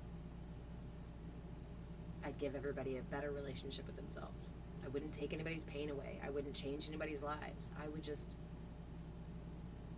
skip a couple steps so you could have a loving, trusting relationship with yourself. Because I truly believe, and I've seen in my own life, that that changes everything. It's an echo that moves from here and resends through the universe infinitely.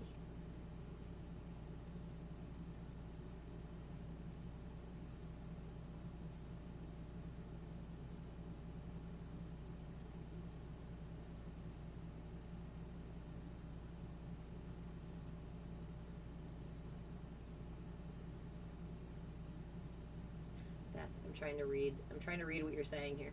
My sister and an ex tend to break your barriers, your boundaries, right? The ex is your current boyfriend's brother, though. So his are to help his brother. I think I understand, but the brain is not braining.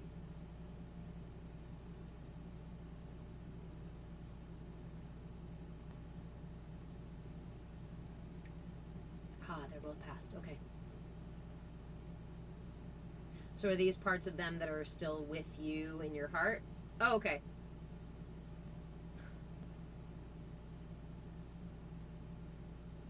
G snaps. Besides all of us, how am I doing? Aw, thanks. I'm really well. This last cycle, moon cycle, has been a really transformative one for me, allowing me to making more space for my truth, for showing up in the ways that really feel whole and real to me. And it's cool because the more I'm real to me,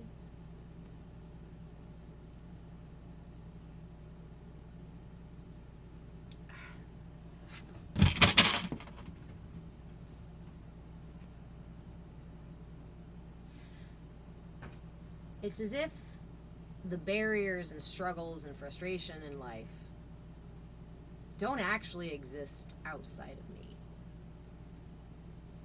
Because the more true I am to myself, the better I am to myself. The more curious and willing I am and flexible and understanding I am for myself. The fewer struggles and strife and barriers and pain I meet outside of myself. Again, the greatest misdirection is to say, look for your answers outside of yourself.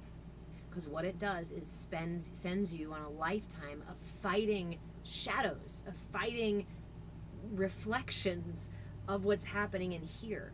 This is the only place you have any real power or control. I mean, that's like, yes, you do get more, but only through developing it in here. So the greatest misnomer is to say, go run outside, go look outside for yourself for all your answers, and then we'll just laugh and watch everybody run around, punching mirrors for their entire life. Silly little humans. Our spirit body is what lives forever. Its goal is to fortify and identify as that.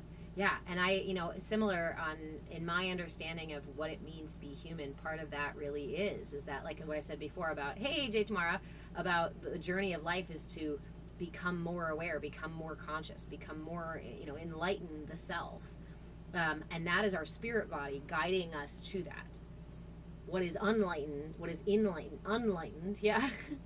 What is dense, what is finite, what is immature and ignorant is my body, is my brain. Because these things are only developed in this lifetime, in this experience. So it only knows this experience and this version and this matrix. What I call my captain is part of that divine life force that never goes away. And that's why I say you have to develop a relationship with your captain, because that captain has the map, has the compass, knows where we're going, knows how to navigate with the fucking stars. My brain doesn't know how to do that. My brain is more like the computer motherboard on the car, right? That keeps making Toyotas accidentally fucking hit the brakes in the middle of the highway. You guys heard about that several years ago? Some of these new cars with new computers, the like steering wheel fucking go crazy, gas pedal hit the fucking floor, like they're all fucking up because they're ignorant, because they're limited finite structures that are meant for only that purpose. They're not the driver.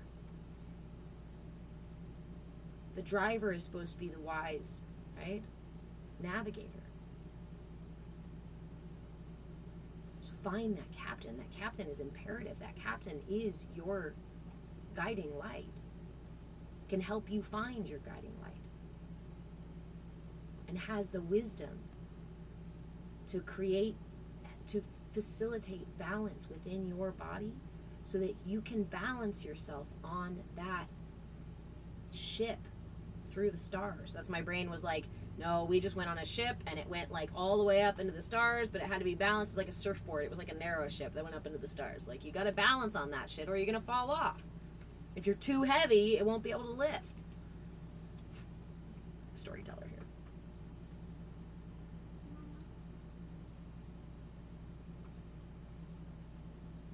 Yeah, G-Snap, I feel like when I am true and honest with myself, it breaks through the bad shit that happens, yeah. Beth, my father, quote, "You're doing what you feel is right. You can't be wrong." Asterisk, some terms apply. Caveats apply. Welcome, Monica.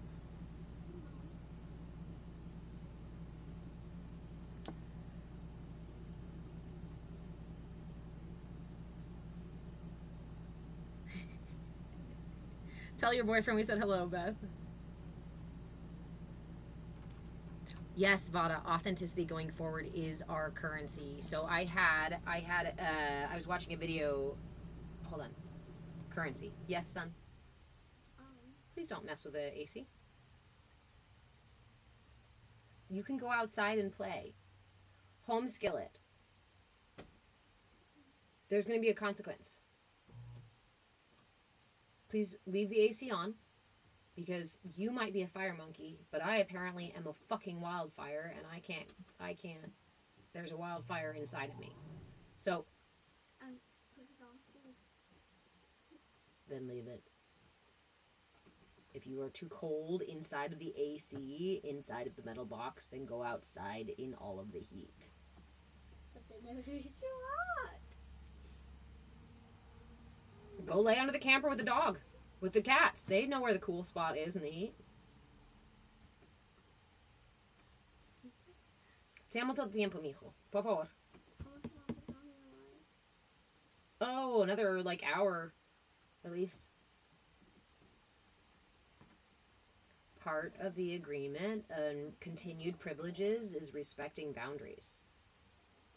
I know they've already heard me tell you that you're going to have some consequences because you haven't been respecting those boundaries. Okay, so standing here and continuing to play with the curtain and look at me all mopey like is not respecting those boundaries either, is it? No, I'm not meaning to look at you all mopey. Okay, well, take your mopey face somewhere else. I love you, handsome. Okay. No! No! Okay, if you interrupt, you have to do that chore card. You have to do the chore card. I know. Just let me do No, you've already interrupted. Go do another chore card. And then you can try to talk to me about it.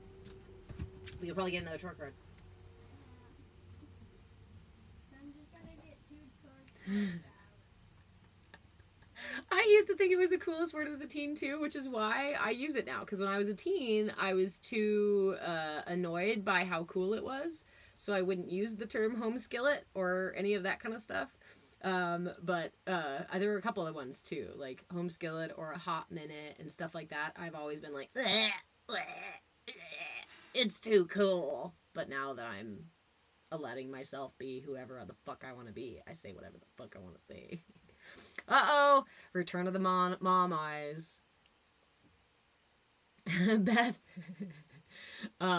You're also a wildfire, I understand. I, unfortunately, am, like, careening into early menopause really quickly. I'm gonna be 40 this year, guys, and they are already talking to me about hormone therapy because of early onset menopause and the potential, and my family history with ovarian cancer.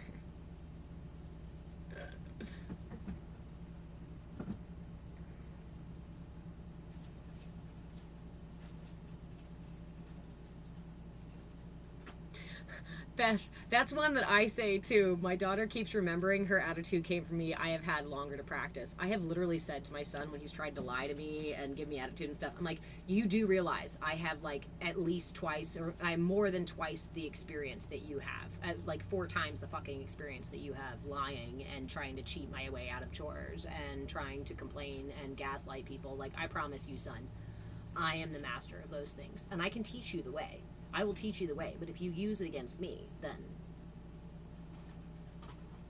And that's where I'm at now, is I have a kid who I've over-informed about communication and emotional intelligence and intention and all these things and all the mindfulness stuff that I'm on here teaching. So, it's maybe mildly backfiring on occasion. But that's the beauty.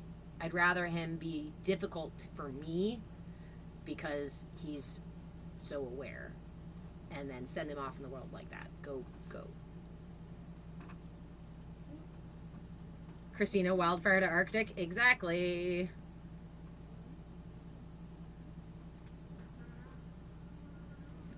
Vada, you caught me. I always try to balance, I know that it's a silly thing, I always try to balance the playful stuff that, like the mopey face, with something that's immediately opposite, again, to make sure that he realizes that I'm not being serious. And also, as you guys saw yesterday, we do fun things like this. If I'm starting to get frustrated, sometimes I'll make a funny face while I'm telling him, because it's like, I would rather, like, part of my pirate ship would rather just fucking scream obscenities and absurdities until he left the room. Guess what? That's the exact same energy that I used to give to my little brother when I was feeling frustrated. It's the same immature little part of me that wants my boundaries to be respected without having to fight for them. And I can hold space for her. I get it. Of course we'd like that. But also we can have compassion for little squirts trying to learn how to respect boundaries. Monica, I'm just reading your comment up here about what happened 20 years ago, and you were the 4th to report, and DA did not prosecute, and they reoffended in another state, and now they want you to testify. Oh wow, friend, that's a long time ago. Are you looking at that as something that you might do? You want to, but you feel you might just be reliving it. That's a really hard choice to make. You know, we in those situations we often have to weigh our ability to walk through it again and the benefit to other people. You know, I have put myself in situations where I've had to walk through some things emotionally because I thought it would benefit other people, and sometimes it did, and sometimes I just ended up reliving it and it didn't help anybody. So I love you, and you know, I can hold space for you and for that situation in my heart, and I hope that you follow your heart, and regardless of the outcome, I hope you do what feels right for you, right? The mark of a true warrior, right, is not someone who just runs into battle, but somebody who makes the right decision, even when it's the hard decision to make. Gee snap, we almost share a birthday. I'm September 9th. Welcome to Perry. Join me. I'm here. I'm in Perry Pure Misery. Can we make a whole just like Perry group? Can we make a separate little like Perry princesses? I'm not a princess. I don't do princess things, but Perry pirates? Perry pirates. I'm a pirate. I'm much more of a pirate.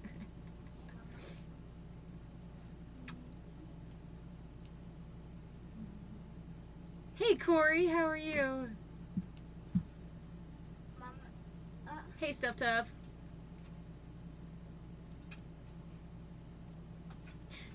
Vada, I love that. I'd be across the room with my mopey face, feeling handsome or pretty or whatever. It's really about shenanigans. It's really about making sure that I don't fall into the same traps.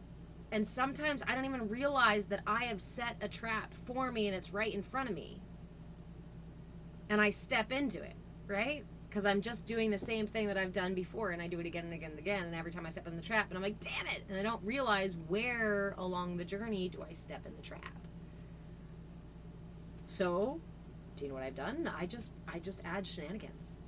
I just, like, constant sprinkling of shenanigans everywhere, especially when it starts to get difficult, especially when it feels, again, the indication, the red flag, is a physiological reaction. We almost always have a physiological reaction when our emotions start to rise. When you feel that happening, pause. Be the greeter. Greeter. Be the doorman. Be the butler for your emotions. For your sensations. Don't even call them emotions. Just whatever. Josiah, do I have a cat? I have 5 cats. A mama cat, a papa cat, and 3 little babies. And a dog. And a dog. He's a Velcro dog.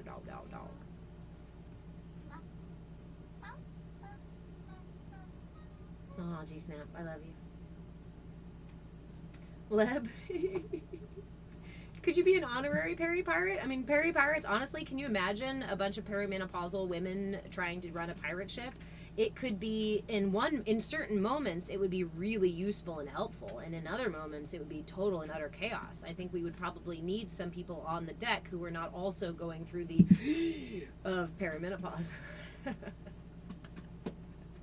Will you swab the deck, landlubber? Oh, Beth, don't even start with me. I've never been to Ren Fair, but I really want to go to Ren Fair, and I just yesterday told my son that I could probably create a character costume and character for every member of the One Piece pirates. We've been watching all the episodes, and they're fucking great.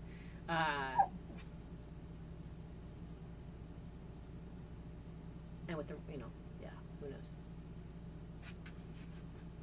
Yep, as I said, I can only take myself seriously for so long before shenanigans ensue.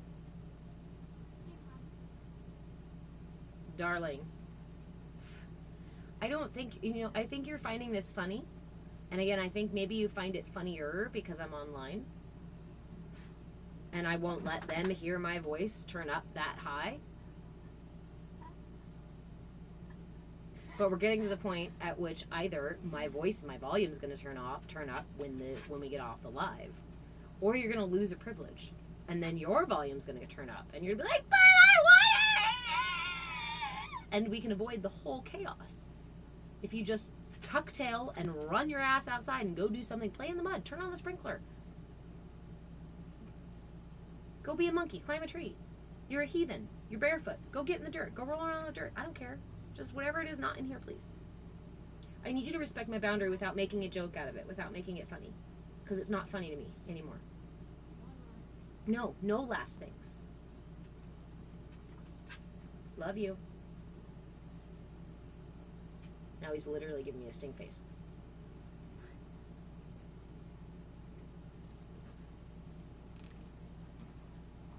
Come to Minnesota. My dad's in Minnesota.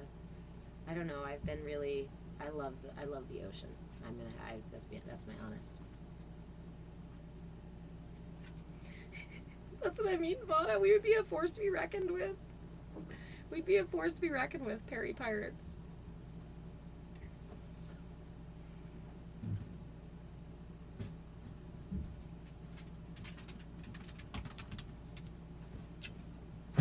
It's always in the me time. It's always in the me time. He will be ignoring me until I go outside to go lay in the hammock and chill, and then he is up my butt. And I have, because I'm a shenanigan mom. I've started saying to him, I'm like, you must really like the smell of my farts. Is that it? Is that it? Because he's an 8-year-old boy too, right? So asking him if he likes the smell of my farts is an immediate, what? No! And then he goes away. That was really cute, but you couldn't see it because it was behind me, and he's probably not going to do it again. He was just licking my shoulder. Oh, there it is. There it is. There it is. There it is.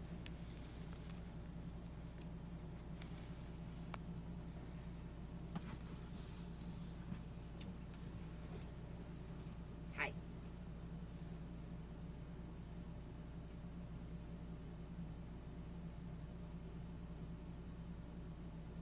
What do you need now? The kid interrupted me. You're coming for attention too.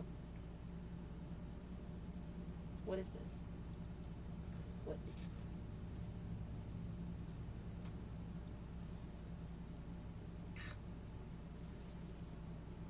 Kit Kat? No, big fat dog. Big fat dog.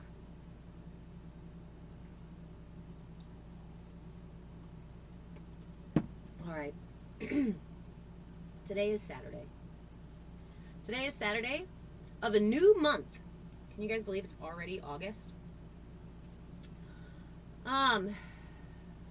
For those of you in group coaching, I have already alerted everyone that I'm going to be shifting things around in August. If you are a member and you are on the group coaching level of membership, we will start with a new schedule next week. We're going to do Wednesday evening and Saturday evening. Or not evening, midday, in hopes to try to kind of break up the schedule a little bit.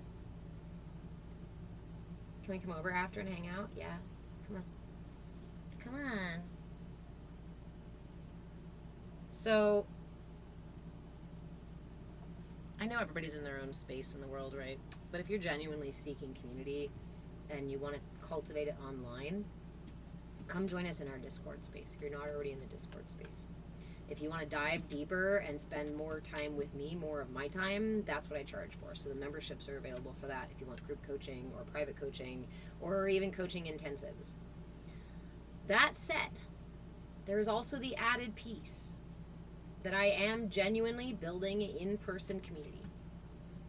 If you are interested in building in-person community and you are curious and curious about the tools that are required, that it takes to build community, and willing to practice them, then I invite you to reach out and let me know that in-person community is something that you're actually looking for. Am I just going to let a million random people from social media come and move onto a piece of property with me? No, because this is how we protect our space, right? It would be irresponsible and disrespectful to myself as well as to everybody else to do that. If we're going to cultivate it, we're going to cultivate it with intention. Stuff tough. Your frying pan fell apart.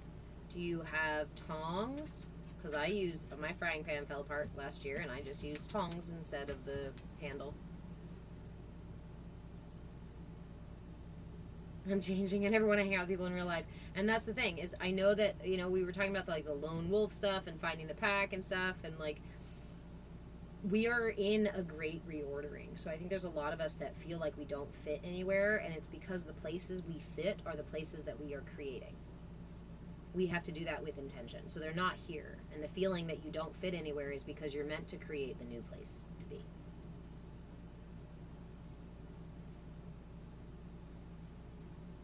Leb, you've thought for years about building on that? Either community living or healing retreat center, yeah. Or both. A little bit of both. You do want to start the process. Reach out again, Nova. Yeah, we should definitely chat some more. Something bigger than me has been preparing me for the thought of looking differently future. But as an introvert, it's definitely coming from somewhere bigger than me. You know, it's funny, in my journey, I moved from extrovert to introvert. Because I actually realized that my extrovertedness was more of an expression of my imbalance. My need to satisfy my system through finite sources, right? As many of us do. And it caused me to be an extroverted person. When in reality, I am actually not that extroverted. I'm probably, I don't know if I'd call myself an introvert, but I really do like to stay on the property for weeks at a time, and I like to spend plenty of time by myself, and I think it also comes with the journey. Because the more time that I have without someone else or something else talking in my ear, or background noise and things like that, the more I can hear God. The more I experience states of Christ consciousness, of higher states of consciousness. The more I see miracles in the tiniest of moments. And when all of those things start to become part of your every single day, there's not so much need and striving to go and run and satisfy things through finite sources.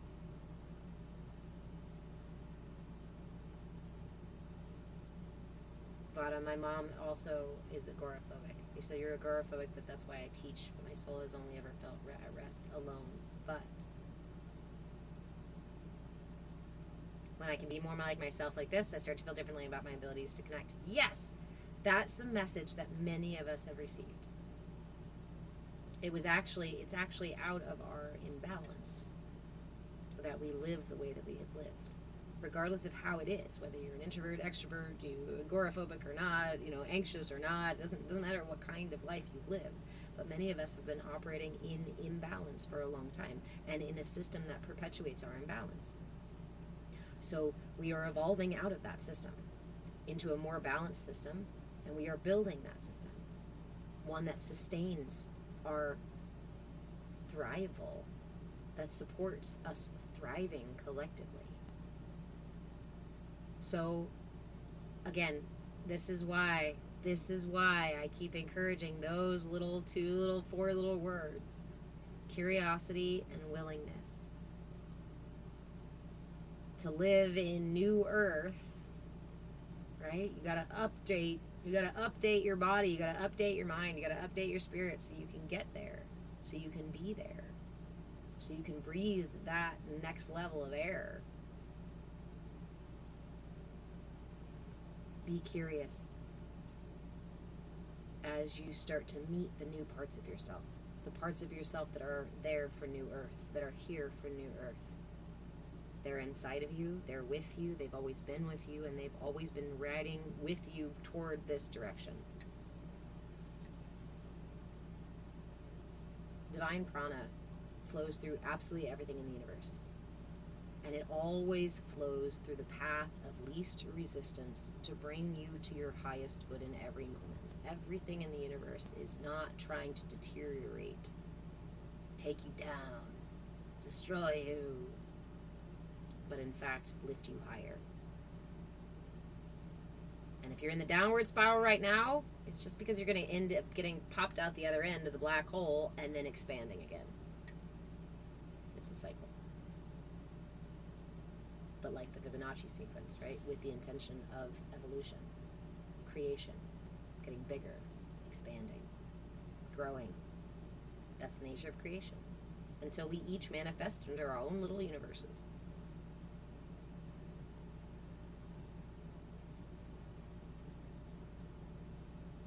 Did almost 4 decades of imbalance. Dragons even helping me relax your jaw. So it was actually Vada. I love that you just said that. It was last year, after I first met the dragon that came to me, that I started recognizing the tension in my jaw. I spent several months last year, shortly after I met my dragon, I spent several months last year just kept hearing chill or relax, soften. I just kept hearing this, right? And I did. I didn't realize how often I was clenching my jaw. Holy shit. Monica, you've been feeling the pull. I want to quit this rat race life and honor the earth and life you've been given. Yeah. And a lot of us are there. And again, this is the progressive, the way, the progressive generation thing happens is each generation we move a little further ahead. And we are at the point now where the children coming in, the generations coming in are like, we are so primed for new earth. Like, we don't even fit anymore into the system that used to be. That was my experience growing up. I was one of those in my generation who didn't fit at all. No matter how hard I tried to fit in, I never fit inside the mold quite right. And for a while, that was really depressing because I wanted to be, I want to live the American dream too.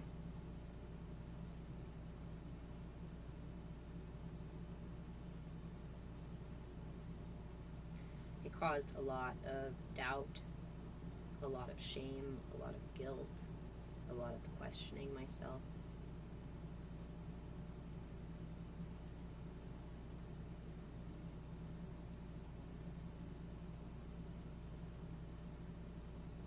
And occasionally giving up on myself. But every time I did, the universe treated me like a kid first learning how to go bowling, and it put the bumpers up and was like, nope, stop trying to step off the path, man. Stop trying to fit in. You're not a joiner. Because there's something new that we're cultivating that you don't need to join because you're already part of it. We view community and collective in this way that's this, again, old structure of this isolated thing that we have to do something new for. In reality, we're all cultivating the skills right now to build, to fortify, and to acknowledge the collective that already exists, the connections we already share.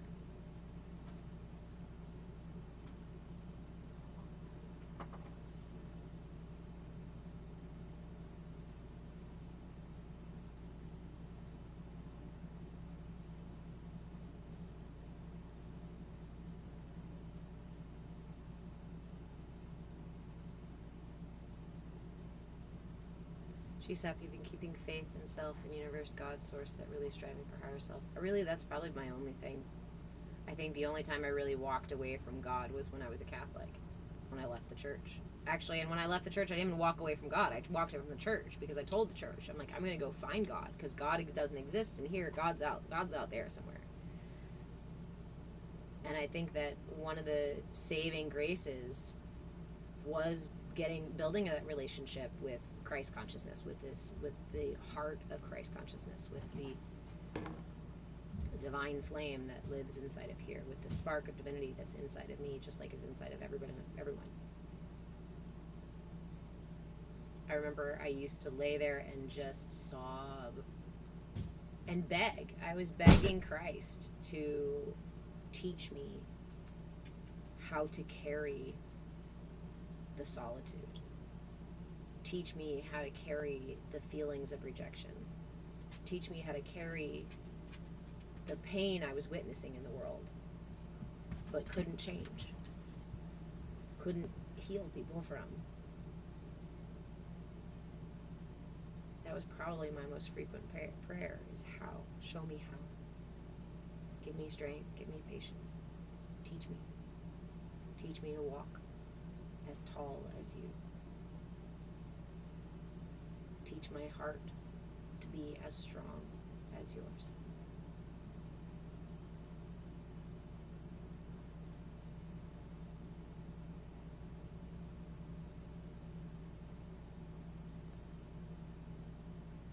Those were my prayers in my worst moments, hardest moments. And I used to beg and beg and beg and beg and beg.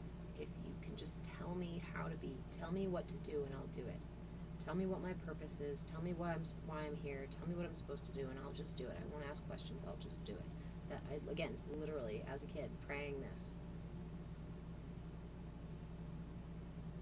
And it was through that conversation, trying to have that conversation again and again and again, where it just kept being, you are the answer you seek. The fuck is that backwards ass fucking bullshit? I mean, I am the fucking answer I seek. I asked you to give me the answers. Plainly, please. You are the answer you seek. Monica, you were raised Catholic too. It breaks your mind, the ingrained guilt and shame. It is intended to do so. It is a structure that is influenced, that was built on a universal truth, but that truth was manipulated as a means of control. And, we could say that it's nefarious or not, because when those structures were created, we were a different kind of people. And, maybe it was necessary to control the people. Maybe it wasn't, and it's just a story we've been told, so we continue to buy the bullshit.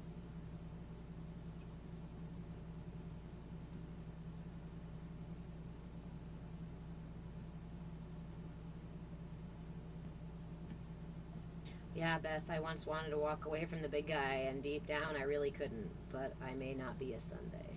Yeah.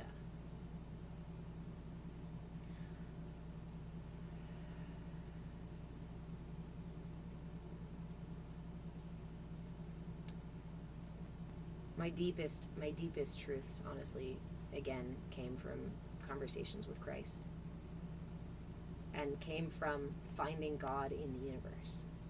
Not the God in the sky, not the manipulated, weird Caucasian version of a brown man who, you know what I mean? Like, yes, we've had these amazing, wise people in our past, and these teachers and whatnot, and we have a million different representations of these similar energies.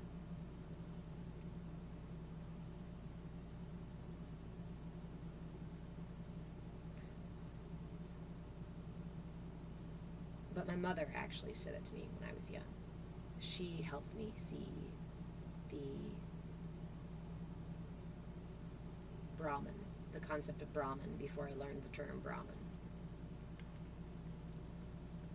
She said that everything is a soup.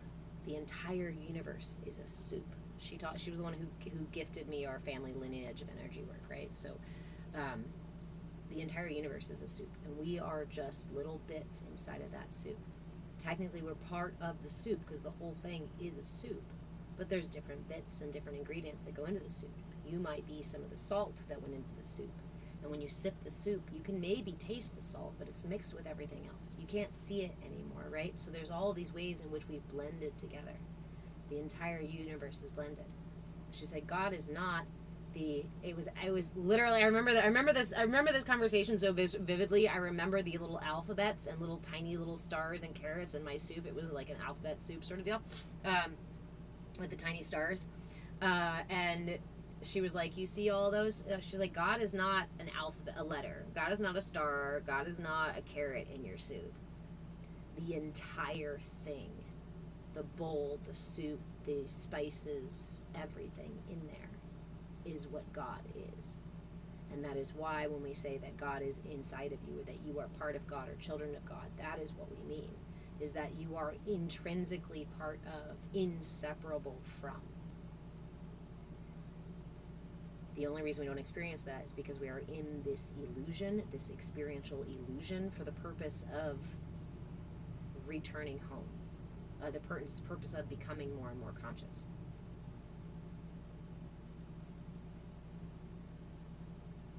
G-Snap, you do not support that, just speaking what's truth for me. Do not support what?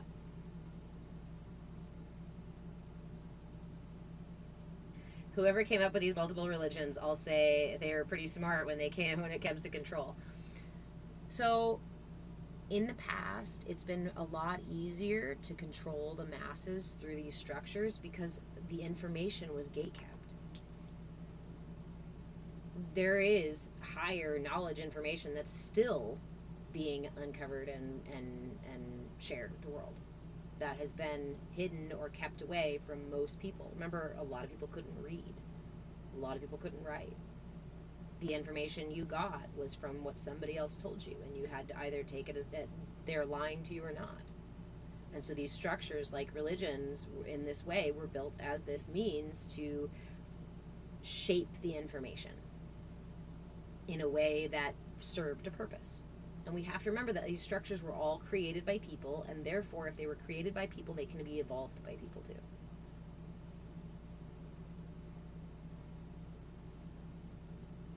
My mom had a lot of great visuals, Vada. That was one of many, right? The other ones you guys hear me say oftentimes is that when she says, because I told her I didn't like some part of myself, right? I didn't like my anger. I didn't like this irritated part of myself. I didn't like whatever part of myself.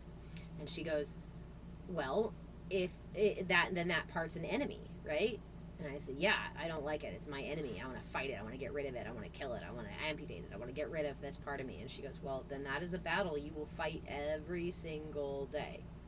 That is a war that'll turn into a war that you fight your entire life long because you think you can amputate that part of you. Where is it? Where does it live inside of you? Can you grab it with your hands? Can you take it? Can you manipulate it in this way that allows you to have a kind of control over it like you want? And I was like, no, shit. How do I grab my anger? How do I encapsulate and then separate it from me? Because it's not isolated from me. In fact, it is a human inside of my God soup. If we want to micro macro it, and I can treat it like I am a divine being holding compassionate space for the humans in my universe rather than just trying to attack them and smite them. You're all very sinful little pirates. If you step out of line, I'm going to hit you with lightning.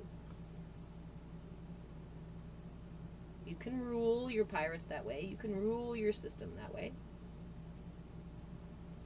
Rule. Control.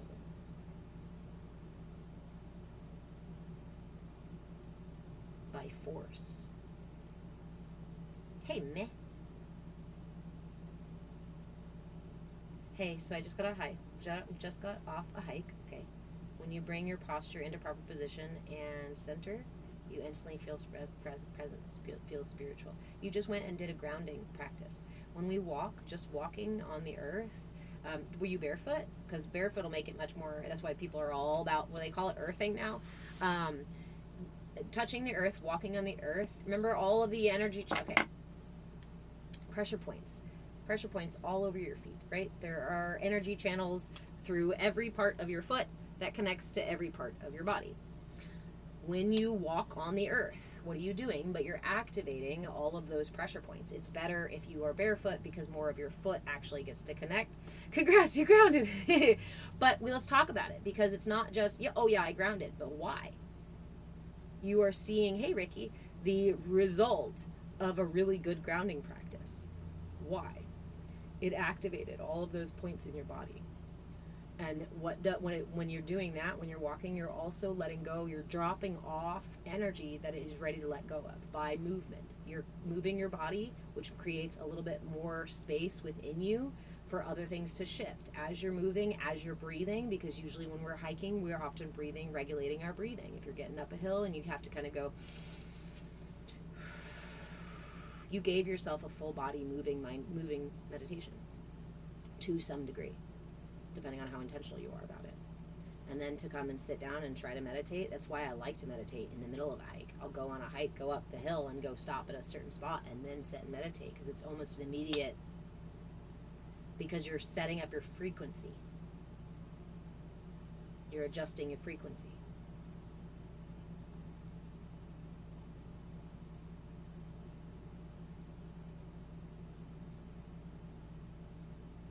Ooh, Vada, yeah. And sometimes that's where we find it. Sometimes we find God, sometimes we find divinity through our shadow work, right? Facing and working with my shadow brought God to me, right? To me, and I was annoyed. Yep.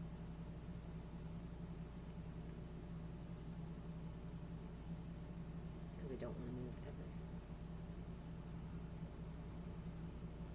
There's also there is a little bit of a risk when we start to do this work, when we start to connect with the divinity within, when we start to experience empathy for self and compassion and whatnot, and we start to experience these immediate reactions to simple practices that we go through, you know.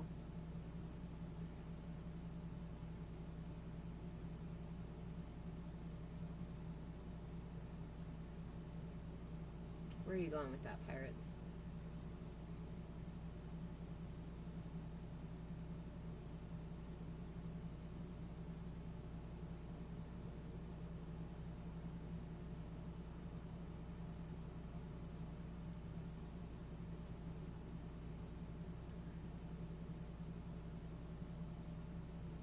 We live in, again, a culture, structures that are intentionally meant for control. And so many of us are moving through our evolutionary stages right now where we are breaking free from control structures. We don't want to be in part of them. We don't want to engage in them. And for all intents and purposes, religion has been used for a long time as a control structure. Hey, Andrew, welcome. So when we are doing this work within ourselves and reordering ourselves and trying to come back to home, find God within, find our truth, sometimes we turn away. It makes us want to push away the whole thing. Let's throw the baby out with the bathwater. I don't believe, I'm an atheist. I don't believe in God at all. I don't believe in any higher power. I don't believe in any of the religious bullshit, right? We can go that way. Or we can go down the other way that's like, oh, now I am like God and I should engage further in control systems. The kicker here, the key here, if we're going to be keys to New Earth, if we're going to be evolving here, you want to level up, you got to let go of that control dynamic at all. The desire to maintain control or engage in control externally, the desire to control parts of yourself internally.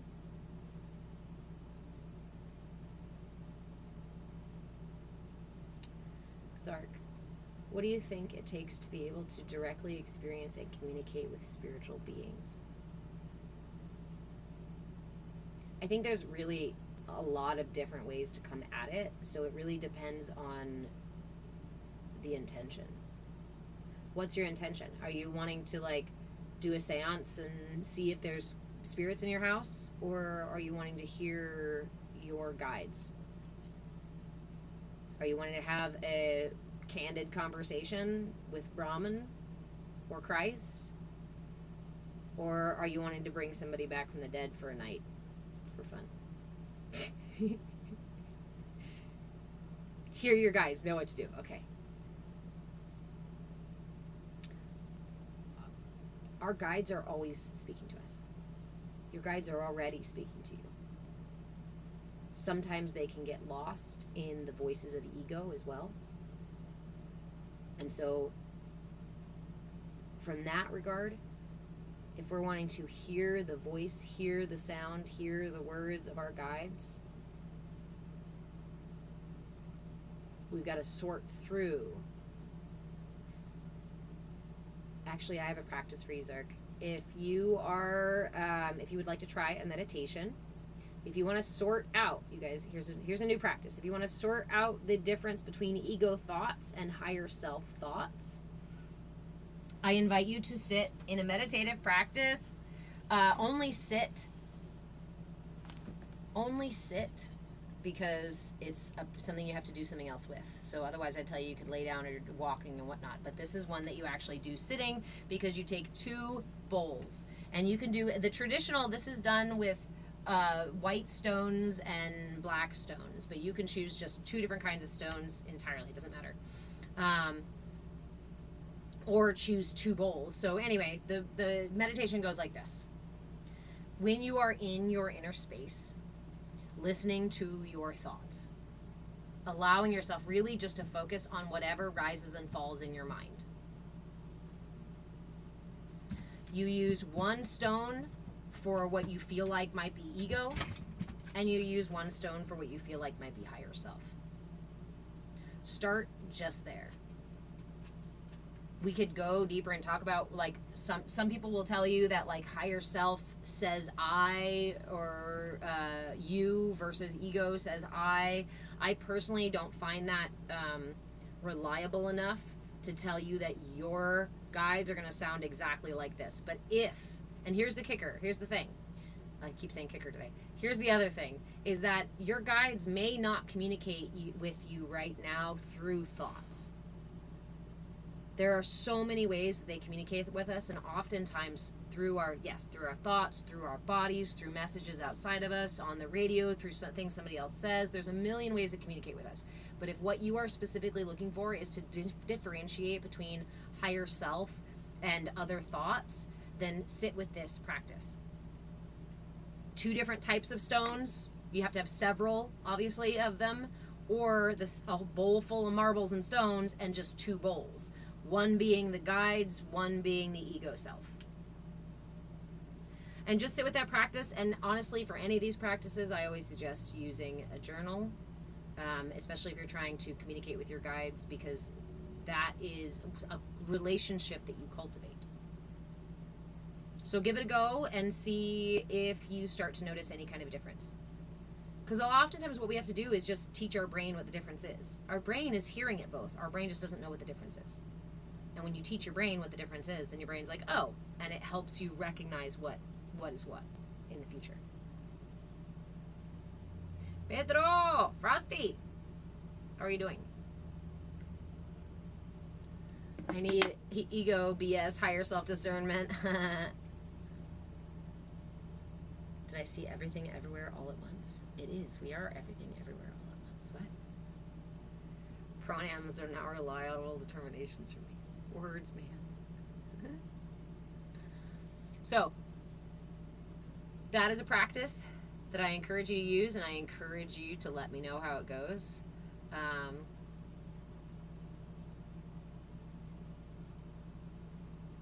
Did you just do it, Zark?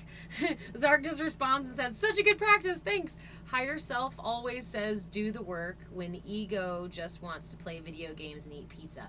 And I'm here to tell you right now, there is also parts of higher self that may be telling you to go play video games and eat pizza, especially if you are like type A-ing yourself and putting yourself into too much work. Because there's also part of ego. We got to be careful here, because part of ego can also say work, work, work, work, work, work, work, work, work, work. And ego is going to say work, work, work, work, work, even to your own detriment. Higher self is never going to say work, work, work until you're dead. Higher self is going to say, try that. What'd you think? Okay, now let's wait. How about now? Higher self is quieter. In my experience, higher self is quieter. Higher self is calmer. When I found my captain, it was a whole nother volume. I had not heard a volume, a resonance that low, because my ego, all this stuff, was all like,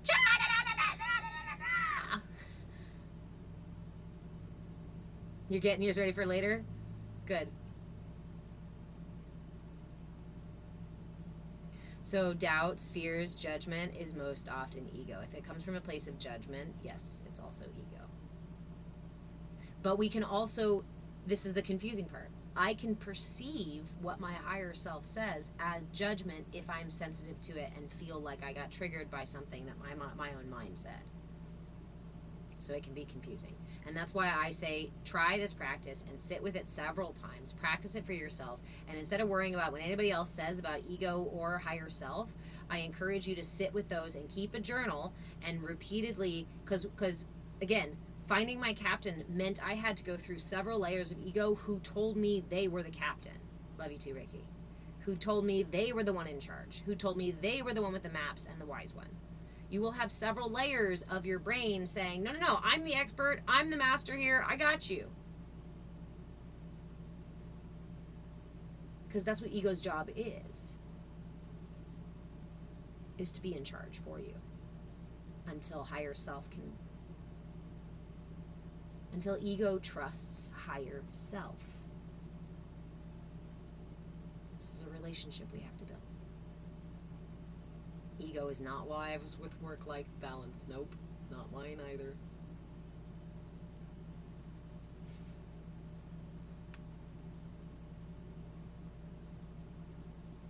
Ugh, yeah, maybe I'm being lied to inside my own head. You just spoke one of my hugest fears. One of my biggest fears in the entirety of existence is that there is something unconscious happening inside my head that is causing my suffering. And the reality is that it's true. For most of us, the thing that causes our suffering is some sort of unconscious wiring that we have to rewire. We have to track down and rewire. And that's okay. I can do that work. But it's definitely the thing that has set me on doing this work, because I'm afraid that some unconscious something, some bug that somebody put in my ear when I was a kid about how I should behave in the world or be in the world is the very thing that's causing me, that's keeping me from abundance or joy or love or whatever it is. And sure enough, as I started doing the work, sure enough, there's a lot of unconscious programming that was abso-fucking-lutely leading me away from my personal private island of bliss. Vada, my biggest fear is I'm a narcissist. Oftentimes when we go through narcissistic abuse, we end up taking on the traits of narcissism. This is why I talk about the difference between the heart that's has shadow on it versus a heart that has shade on it, right? So like the heart that has shadow will use the shade and tools, will use the dense energy tools to protect themselves, to protect the light in the heart, versus the other way around, that the shade heart, right, doesn't, believes it is that kind of person. So the fact, honestly, the fact that you're afraid of being a narcissist means you're probably not a narcissist. You might have some tendencies for as means of protecting yourself and as means of getting through situations in the past, but that doesn't mean that that is who you are. Who you are. Who are you? Who are you, really? Zark, it's scary to realize not all thoughts are my own. Sending you a hug. Sending you a hug.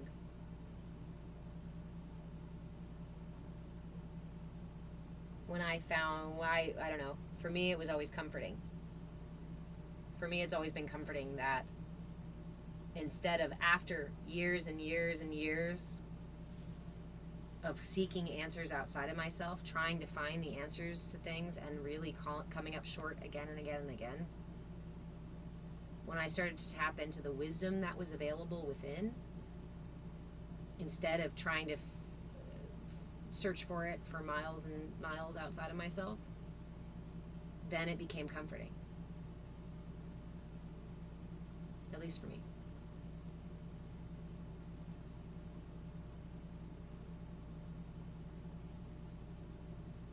Yeah, I've had to work through developing narcissistic traits I saw myself use in the past relationships to avoid pain.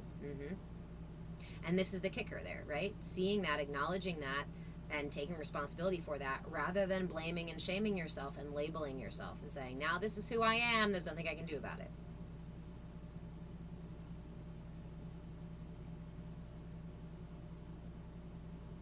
You can feel the vibration switches now. That is important. When you can feel the relay switch, the energy relay switch start happening within you, that means you are at a place where you have a unique opportunity to decide which way you want that energy to go. If I finally found where the train goes to the fuck up my life track, or stay on the hey, we're doing good track, bet your ass I'm going to try to switch that train over and go, wait a minute, I know that this is where it leads down to the fuck everything up, and I don't want to go down that into that field. I don't want to go down there. So how do I flip the train?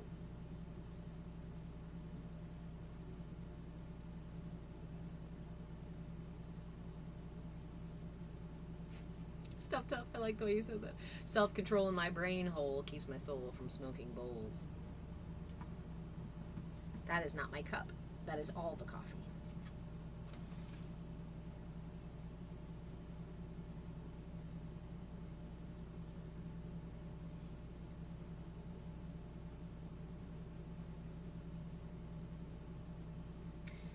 Vada, the whole quote, "My ex is a narcissist, was a narcissist" narrative is missing the key that turns them. How many times have we talked in this space about the codependent, narcissistic, empath relationship? Because it's an energy dynamic. It is a physiological drive connection based out of your body's needs. And when we step out that way, then we stop blaming ourselves and we stop pointing fingers at everybody and we stop saying it's their fault, it's this person's fault, I'm broken, oh shit, I can never fix it, blah, blah, blah, blah, blah. No. It just takes a little bit of work. It just takes a little bit of time. That dynamic takes two to function. And what that usually looks like is a high need for control,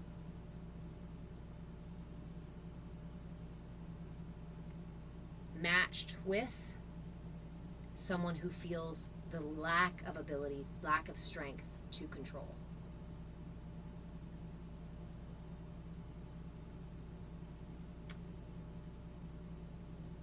It means the big, wide open empath heart with the deficient, I am unlovable, I cannot be loved heart. This particular, I think, is really indicative of somebody who's carrying shade in the heart, who believes that they are the dense energy. And so it starts to create this black hole in their heart, and it pulls the energy from other hearts. And this is literally how they feed their energy system. Remember, before we go pointing fingers and blaming anybody else, we are also probably doing this to some degree in some area of our life. We may have someone in our life who is obviously pulling energy from us, and we are likely pulling energy from them as well as from somewhere else. Again, if one is true, the opposite as well. It takes two to tango. We are a connective, collective, not isolated. And on an energetic level, we are absolutely constantly exchanging energy with the people around us, the things around us, the planet around us, and we're generating energies as well and sending them out in the universe, as well as receiving energies. This is a constant exchange, just like your breath. We don't even think about it. I inhale and exhale. I'm an isolated character, a creature, I'm unto myself, so I just inhale and exhale, and that's all the universe cares about it. Actually, every exhale is absorbed by the universe itself around me. Every inhale, I am taking in the universe and integrating it into my system.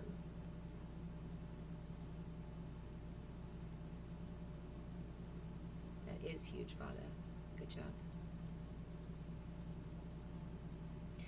In fact, that's another really good red flag. If your brain is starting to blame someone or you or something for the situation, it means it's an energy that is probably guiding you into a situation you don't want to be in repeatedly. The first thing that we can do is meet it with curiosity and willingness, a willingness to see if we can take responsibility for it. Because if I am responsible for it, I am able to respond. Not guilty for it, not feeling shameful or blaming myself for it, just being able to respond to it.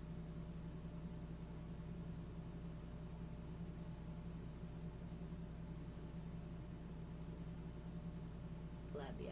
Getting triggered is an opportunity to see why that trigger is there, if we meet it with curiosity and willingness. It's magic. That curiosity and willingness are magic. Try them out. Try them on. What are our tools that we learned today? Use two bowls or two different types of stones to delineate between two different voices. Ooh! Zark, are you still here? Because I actually have another practice for that. It's funny that the stone one came up first, because the other one is the one I use a whole lot more.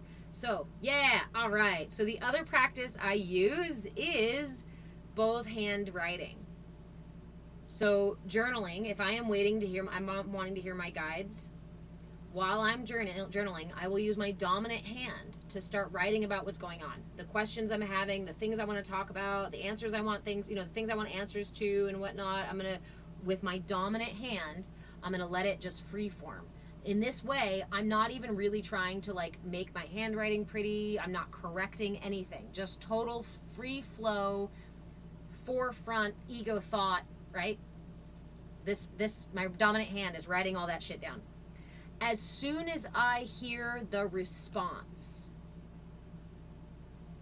I'm going to use my non-dominant hand and write that response. Now, obviously, it's my non-dominant hand, so it's going to mean I have to take more time. Do you see what this does? It gives the brain more time to focus. It forces you to focus more on what that part, that responsive part, was saying. So I would encourage you to do both of these practices, to hear the difference as well as to practice listening when you hear the response, because that is a habit that you build. And if you build that as a habit, then when the response comes up in your normal day-to-day, your brain's going to go, oh, wait, what was that? Because you're cultivating the habit of listening to that other response. Hey, baby, what's up? Okay, stones and scribbles, 2 activities. Thank you, Jess, for the compliment. I don't know why you guys got the audition and we didn't. What? A teacher named Trigger? A new Child's Play starring Leb and Reb? A teacher named Trigger. It is. They are your teachers. They are your guideposts. Ooh, that's clever. Thank you. Love you too. It is one of my favorites. It also makes your brain tickle a little bit, and I really like anything that makes my brain tickle. Brittany, you're welcome. Stuff tough. I learned to play more video games and eat more pizza. Well, soon enough, I'm going to make a mindfulness video game, a mindfulness RPG game, so you can go in and you can play video games all day long, and instead of and it will actually help you explore your inner landscape in a mindful way with all the tools and the classes and the mantras and the practices and fun graphics, and I even want to integrate Bitcoin into it so that you can get rewarded via Bitcoin for your participation in the game. Because why not? Why not make it benefit you in a billion different ways? And within there, I guarantee you, there will be a pizza oven somewhere in the RPG game. There's going to be a kitchen somewhere in the RPG game, because obviously mindfulness is also nutrition, right? How we take care of our bodies. So there will be a space in there where you can go make yourself some mindful pizzas. Oh, absolutely. Accessories and dress up, all the stuff. The one thing I really want to avoid in there, actually, and this is going to take some brain bending, and this is what it looks like, right? To build New Earth, we have to bend our brains outside of the boxes that they've been inside of, because I don't want there to be any kind of hierarchy. I don't want people to be masters in there. I don't want people to be like gurus or grasshoppers. I don't want people to feel like there is that person's better than me, that person's further along than me. Because mindfulness is not that. Leb, how much to unlock the orange hat? I'm not telling you.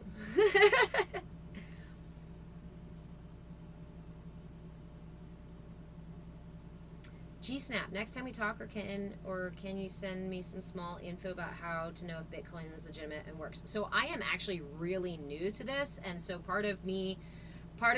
again, keys to New Earth, recognizing that I cannot do this entire project all by myself. Instead of being a type A person and a perfectionist and trying to do it all by myself, instead I have to call people in. So one of the things I need is somebody who's a developer to help me build the actual hardware of the app, software of the app.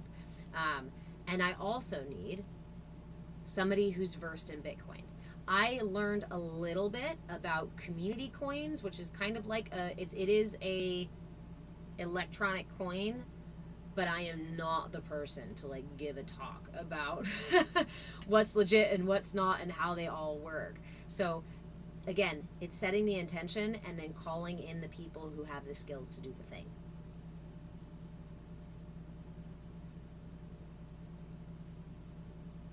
Badass blind woman. I'm new to my spiritual awakening. Do you have any resources you would recommend? Actually, yeah. It's a resource right here. So, for those of you who are new here, hello. My name is Reverend Deborah. I'm an interfaith minister, a movement facilitator, movement in breath, body, and being, and I'm your shenanigan shaman because we realize that weaving play into this makes it a lot easier to go through the hard shit. But my biggest, I don't know, thing, whatever my thing is, suggestion, the place to start is right here. The place to start is by making a commitment to meet yourself where you're at every day. That sounds kind of flimsy. What do you mean? I mean, set aside some time every single day to just be with yourself. I'm really busy. I don't have time for that. I can't do a bunch of self-care. You think I'm going to do a fucking yoga class or a meditate? I don't even know how to meditate yet. I'm just beginning. I just said be with yourself. And I just said a few minutes. You can start with 5.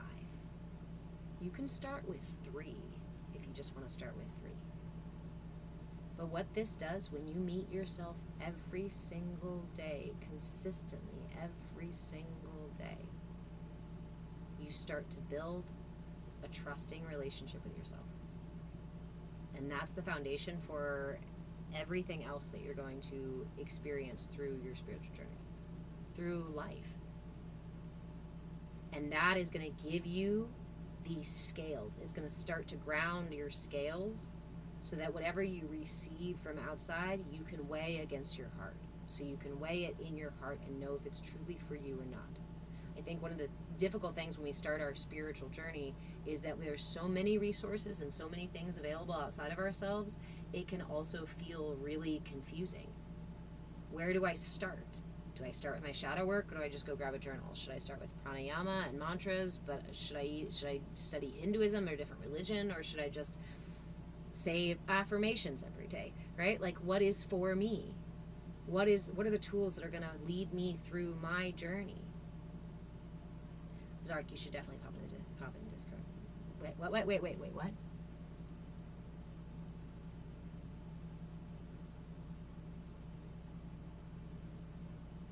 Thank you, Spirit Guides, for the intro. Zark, hey, new bestie.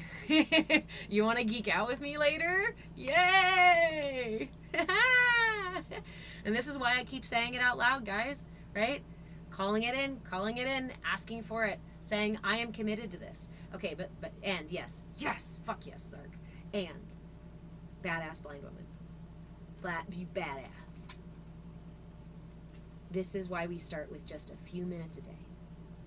You just said it's so overwhelming I can't seem to soak it all in fast enough. That's not the point.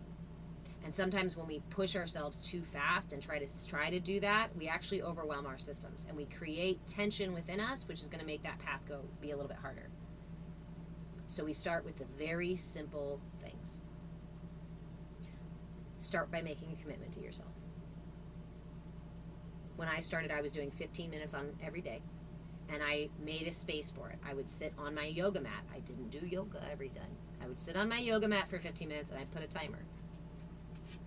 Man, let me tell you, I wish I had recorded or taken more pictures of it because I would show up to my mat drunk. I would show up to my mat pissed off. I would show up to my mat smelly. I would show up to my mat tired. It didn't matter how I showed up to my mat. I had to give myself 15 minutes every day. And this was the commitment I made to myself. And in those 15 minutes, I didn't just sit there and bitch at myself for 15 minutes, obviously, right? I met myself in that space with curiosity and willingness, no matter what was happening. If I was having a really fucking hard time and I got to my mat and I spent those 15 minutes there throwing a tantrum, I spent 15 minutes throwing a tantrum several times. beating my fist on my mat, stomping my feet, rolling over and sobbing and being like, I don't fucking want to self-care. I don't want to self-care. I don't care about self-care. I'm too fucking pissed off and there's other shit to do. I had to get underneath that layer of first defense that was keeping me from self-care. Fighting it was not making it better. Fighting it only made it louder. So instead I just made space. I threw the tantrum when I needed to throw a tantrum, and I stretched when I felt like stretching. Sometimes I just napped. Sometimes I journaled. Sometimes I actually did yoga. Sometimes I did like stayed a mantra twice and was like, okay, I'm fucking done, and then laid there and moped for a little bit longer. Hey.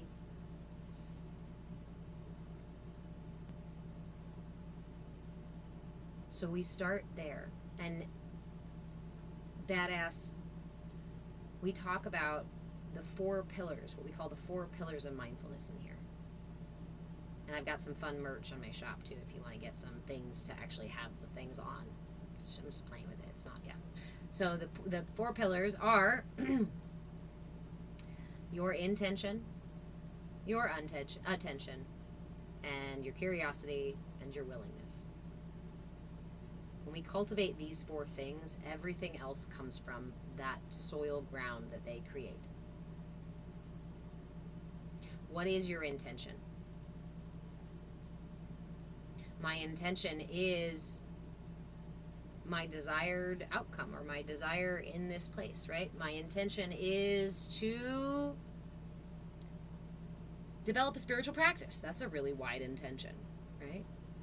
So when I sit in my self-care for those 5 minutes, I'll say maybe my intention in this self-care is just to be present and meet myself with curiosity and willingness. I'm going to keep my attention on my intention. Think of it like your intention is your North Star. It is in line with where you want to go with your north, your true north, your truth. Based on your values and beliefs, you align it that way. We examine it so we can align it. And then we adjust our attention.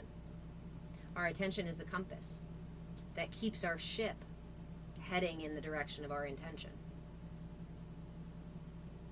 And then whatever we meet along that journey, we meet with curiosity and willingness. Because when we meet with curiosity and willingness, we hold space. We make room for understanding and exploration. When we meet it with judgment, shame, guilt, blame, we immediately stop the ship. We immediately create tension.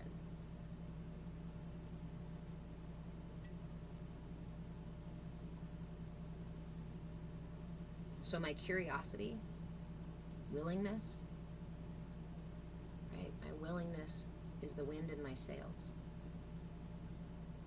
It keeps me moving through no matter what weather.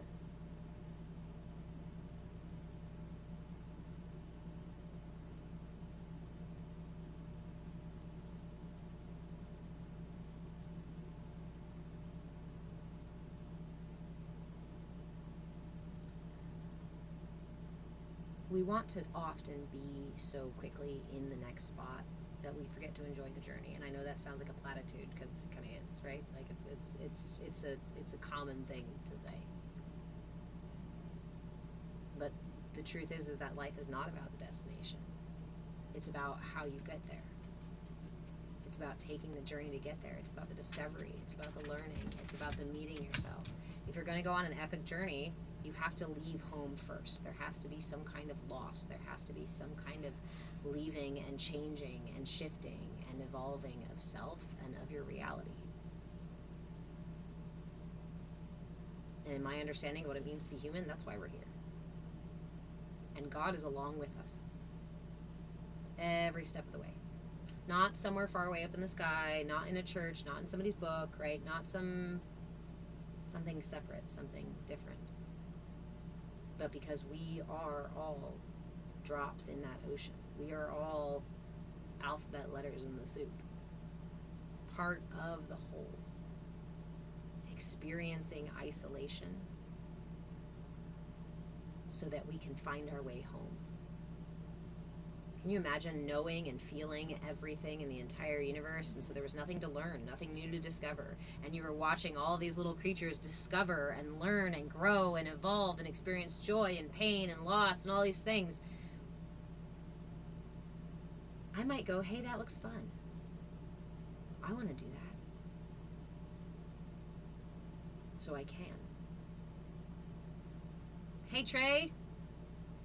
Message retracted. Are you guys pulling your messages down, or is YouTube pulling the messages down? Because I don't have a moderator on YouTube. And twice I've had message retracted today. I just want to check in with you guys and make sure that YouTube isn't censoring you, because that's a whole new fucking thing.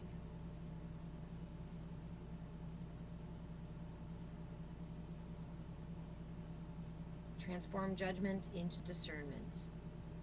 It's because you didn't spell check. Oh. Wait, did it automatically take it down because you didn't spell check? Or you took it down? Okay, okay. Just making sure it wasn't automatic.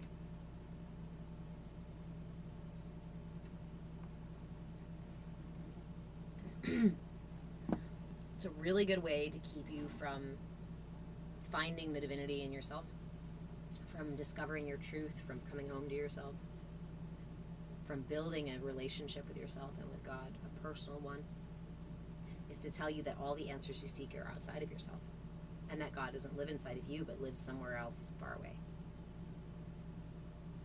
And that you don't have any answers or any truth inside of you, that you have to go through certification programs and listen to other people's speeches and read their books and whatnot so that you can get their information.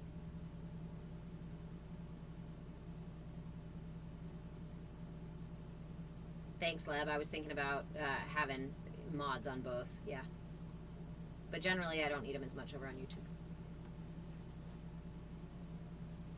And so, what do we find in this culture? What do we find in this culture that is harvesting your resources? Your energy, your time, your money, your attention, your health.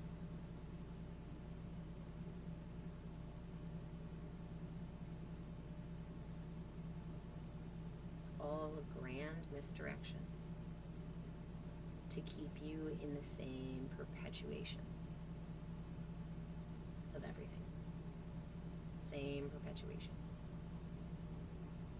There is something to learn. There is something to experience. There is something to understand about going through life like that. So I won't condemn anybody for doing it. I tried for a while too. It just isn't conducive to my wellness, and I don't want to go through suffering. I'm opting out. Suffering is now a spam phone call, and I am opting out of spam phone calls from here on out.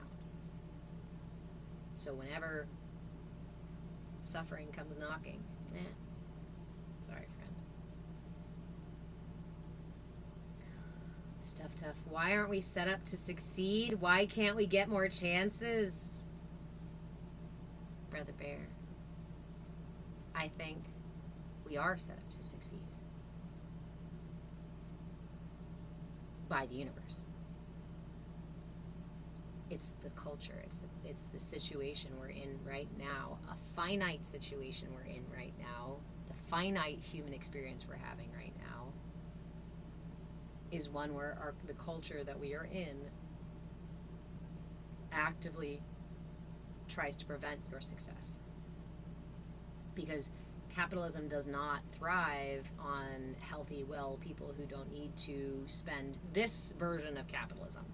Right? This greedy, succubus kind of system, capitalism, which just takes and takes and takes and takes and takes, needs something to take from. And you are a very good resource to take from. And so it doesn't want you self-actualizing and evolving and finding your own resources within, because then you will no longer buy into the system that needs your energy. We are set up to succeed. I have a body, we each have a body that is so intelligent that it develops an entire personality, multifaceted personality, to protect my body and my mind and my heart and the divinity within my heart. I am set up for success. We are set up for success because I don't have to reach far away to find God. God is here. And yes, my culture says, no, and tries to confuse me and gaslight me. But luckily, right, we are talking about these things and we're sitting here and now. It is our culture that turns us away from our success. But our systems, the universe, sets us up. Your guides are constantly reaching out to you, constantly redirecting and giving you, if you are running into, in fact, right now, if you are in the squeezing point in your life, if you are running into walls and feeling fucking stuck, that is your guides in the universe saying to you, hey buddy, you're in the wrong room. Quit swimming upstream. What's meant for you is actually downstream.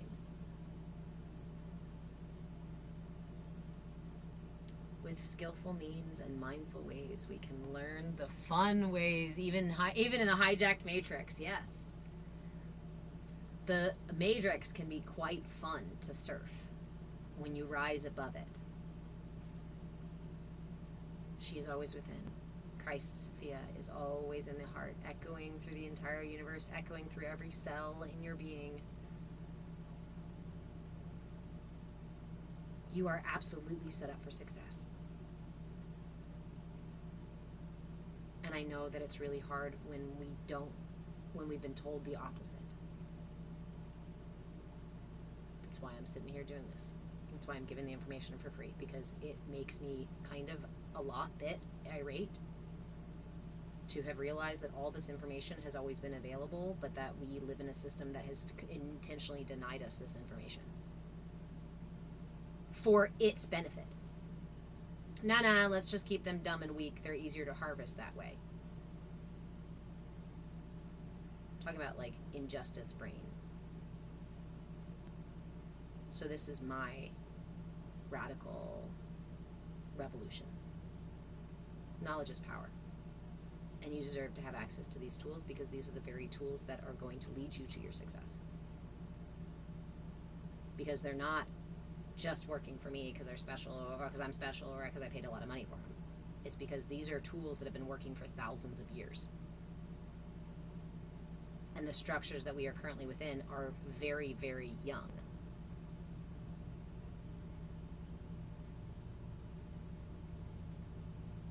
We are self-healers. We just get taught we can't do anything. And one of the greatest gifts, again, one of the many great gifts my mother gave me when I was young, is to teach me how to do that. Children are conduits, right? We're all conduits for universal energy, but children are open. Children don't have a lot of the stuff that we pack on top of our systems so that we can't hear our systems, we can't experience that prana. Children are pure channels for divine life force.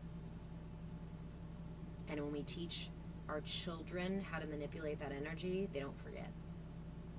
It can be harder to unlearn and relearn, but it's still there. It's still available to you.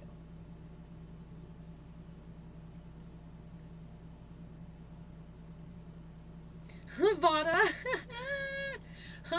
It's true. They're trying to help, and we look at it like, how rude, you're in the way. Why? Because again, in this Western culture, we're taught that I have to force what I want to happen in this world. And if I don't have some perfect image of my future and chase my goals and do all this doing, you hear all that human doing and control and compartmentalizing and pushing and fighting I'm doing.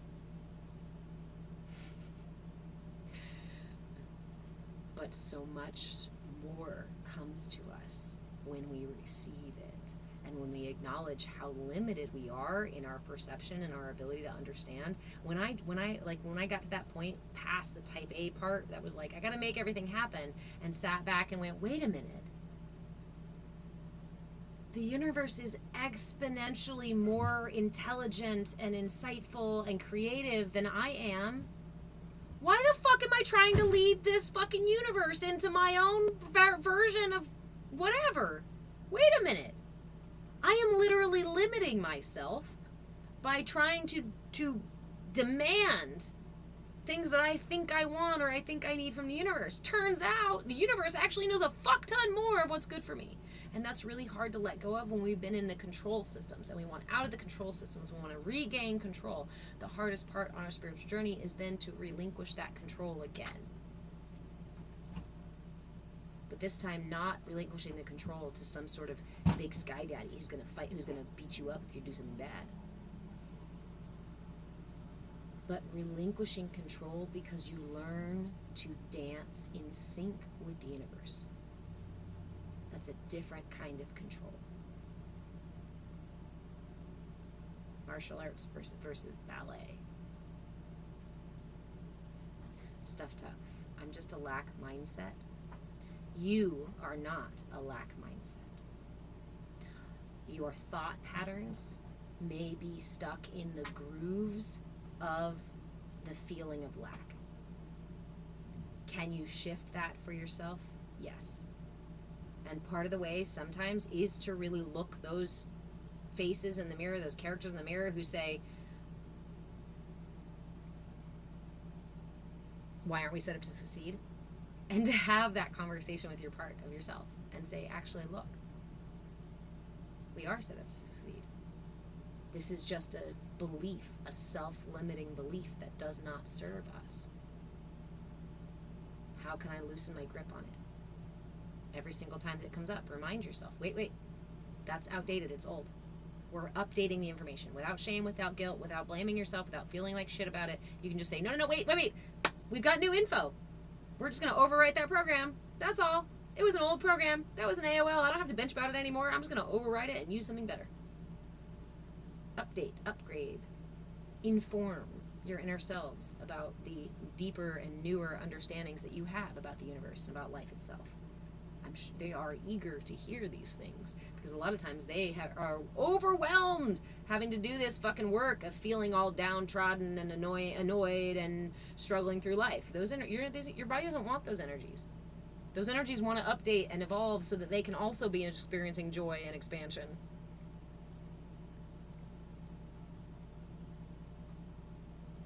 Vada, easier to see the game from outside, but I get frustrated with myself for not fully breaking it out. This is, again, a reminder that we are intrinsically pack animals. We are not intended to do this work by ourselves. We're not intended to raise children by ourselves. We're not intended to raise humans by ourselves. It takes a village to raise a human from fucking birth to post-mortem. And the enlightenment process, the self-actualization process, requires other people's participation in self-actualization. Because I'm not an isolated character, I'm not an isolated creature. And so to reach self-actualization and be isolated would not be to reach my potential for self-actualization. So drop the story that you have to answer all the things for yourself. Drop the story that you are the only one who can find these answers, and allow the mirrors to guide you to those answers too. Like I said, you are your own guru, but we have mirrors everywhere around us. The whole universe is reflecting it back. You need those mirrors. That's why they're there. They set you up for success. Stop being annoyed that you can't do everything by yourself when you are not a 1,000-armed monster beast that's supposed to do everything for themselves. Update, upgrade, reinform the self.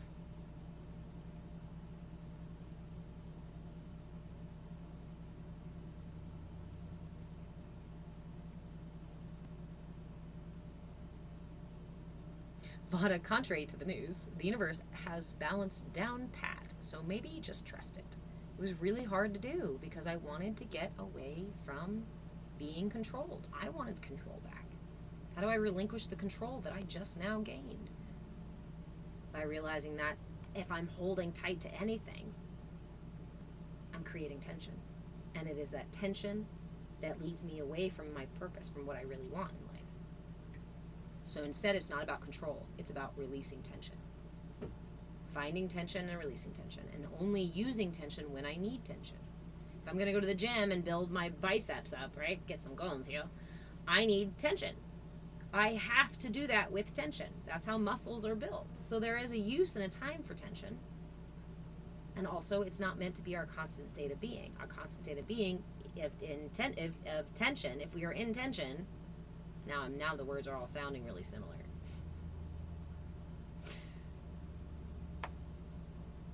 It causes pain. It causes suffering. If we are tense during labor, it makes labor pains much more painful, much more intense. All of these are micro, macro. All of these are, mirrors for all the same versions of unfolding and refolding quantum experience. Vada, I like the way you say that. No one should blame themselves for uploading a lack mindset software. They hand it out for free. And remember, most of the foundational program, like the bulk of the programming of your system through the enculturation process, actually happened when you are not even in the fully conscious state of mind. You're still in the theta brainwaves. So you were essentially in the dream time when these things were being integrated into your ego, into your system, into your body, into your mind, into your digestion, and into all the stuff. You can't blame yourself for picking up a program when you weren't even fully fucking there to tell people you didn't want that program. And even when you were saying, I don't want the program, it didn't matter, the universe is going to give you, the culture is going to give you the program that you came in on, that you came in for. And it's just so you can find your way home. It's just so you can unprogram. Put me inside of a box so that I can figure out how to get out. Right? We're just a bunch of Houdinis, spiritual Houdinis.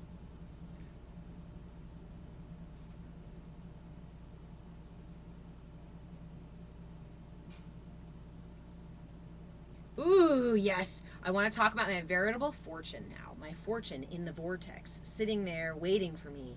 I want to use it to hire people. Ooh, what are they going to do for you?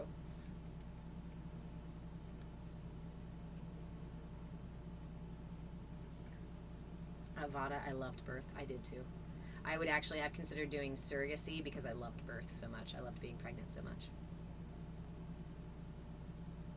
Yes, Vada, and that's the fine line. We are still not victims. We received this program when we were unconscious, but we are not victims of it. It is, again, that is a judgment of it's good or bad. We are simply part of the process. It is just the process. We take the emotion and the story out of it and just, I'm human. So I had to become human. I had to be put in a body. To become human, I had to develop an ego. To become human, I had to develop based on my internal and external stimuli in this situation. That's what it means to be human. It's nobody's fault. There's no way to blame about it. You don't even feel guilty or shame. It is. It just is. And from that place of just is, there's a great deal of opportunity for movement. But when there's the I'm a victim, now you're stuck. I have no power, now you're stuck. Get yourself unstuck.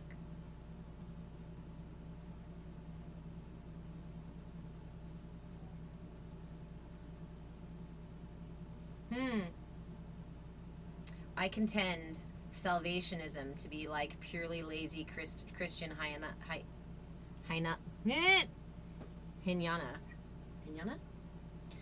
So like salvationism, like if I just wait for my salvation, I'll be saved if I keep praying and whatnot. And oh, right. And then Gnosticism is like the Mayana. Together in it all.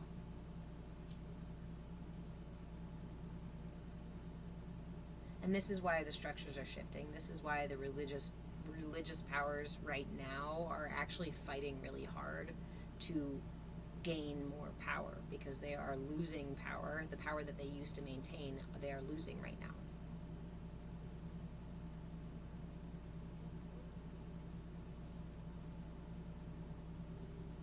And so the scrambling and desperation you see,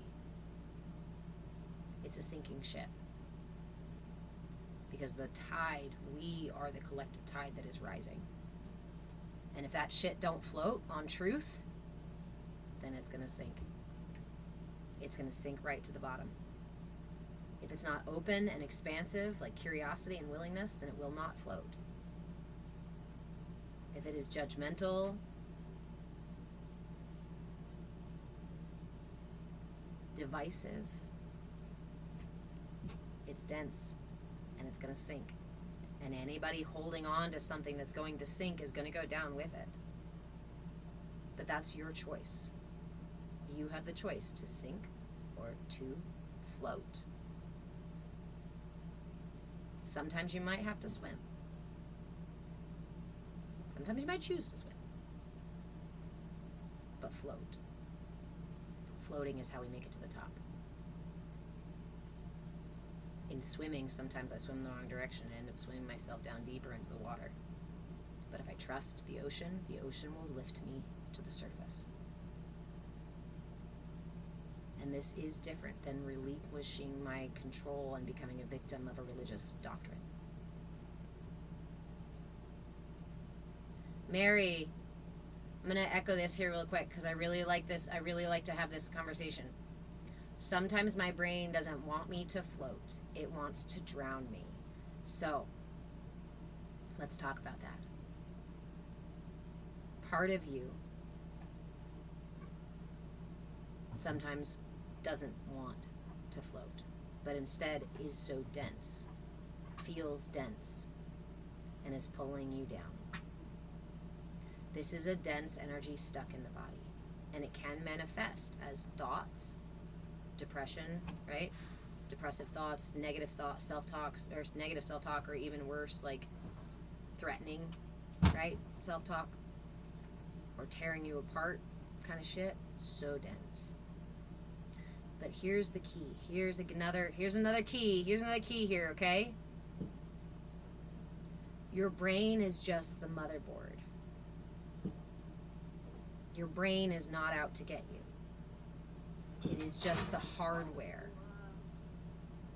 The software is wired in a way right now that the intended relay is not coming through clear. It's just miswired right now.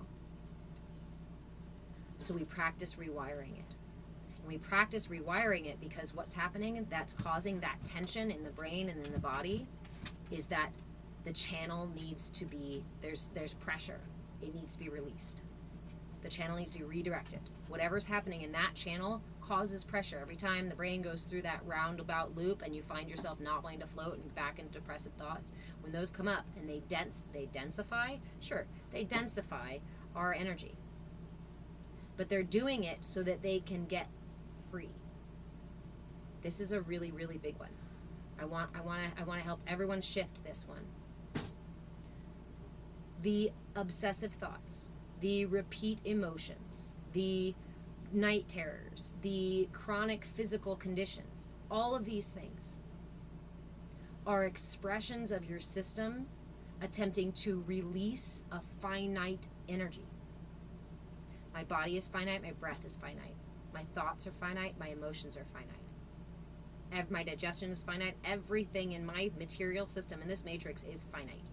And yet what we do is we take something when it comes up and we grab it and we hold it inside of ourselves. Fear, guilt, shame, right? These kinds of energies. And when we take them and we hold them inside of ourselves and we go, oh God, that's an awful thing, that disgusting feeling about myself. Well, I'm going to put it away here because I don't want to look at it. I don't want to feel it. I don't want to process it. I'm just going to pack it away somewhere else. I'm just going to pack it away somewhere else. I'm just going to pack it away somewhere else. And over time, we develop pressure. Over time, we weigh down our ship. It's not that your ship doesn't want to float. It's that there's literally a lot of baggage. And I don't mean to say that in the traditional, you got baggage. But we all have baggage. So it's time to unpack. If your system's not floating, it's too heavy. Time to throw shit overboard. Throw what you can overboard and get the rest of your crewmates to work with you to bail the ship out. How do you overcome CPTSD? I was diagnosed with CPTSD. I would not say to you that I have overcome CPTSD. But again, I am on a journey, right? I am on a path too. I am on my healing journey too.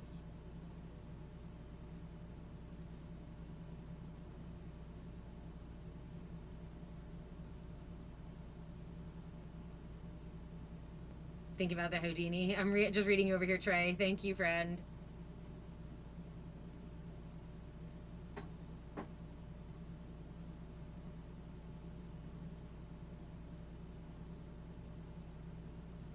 There we go. There's another word. We disidentify. I thought I read de-densify. We de-densify. Okay.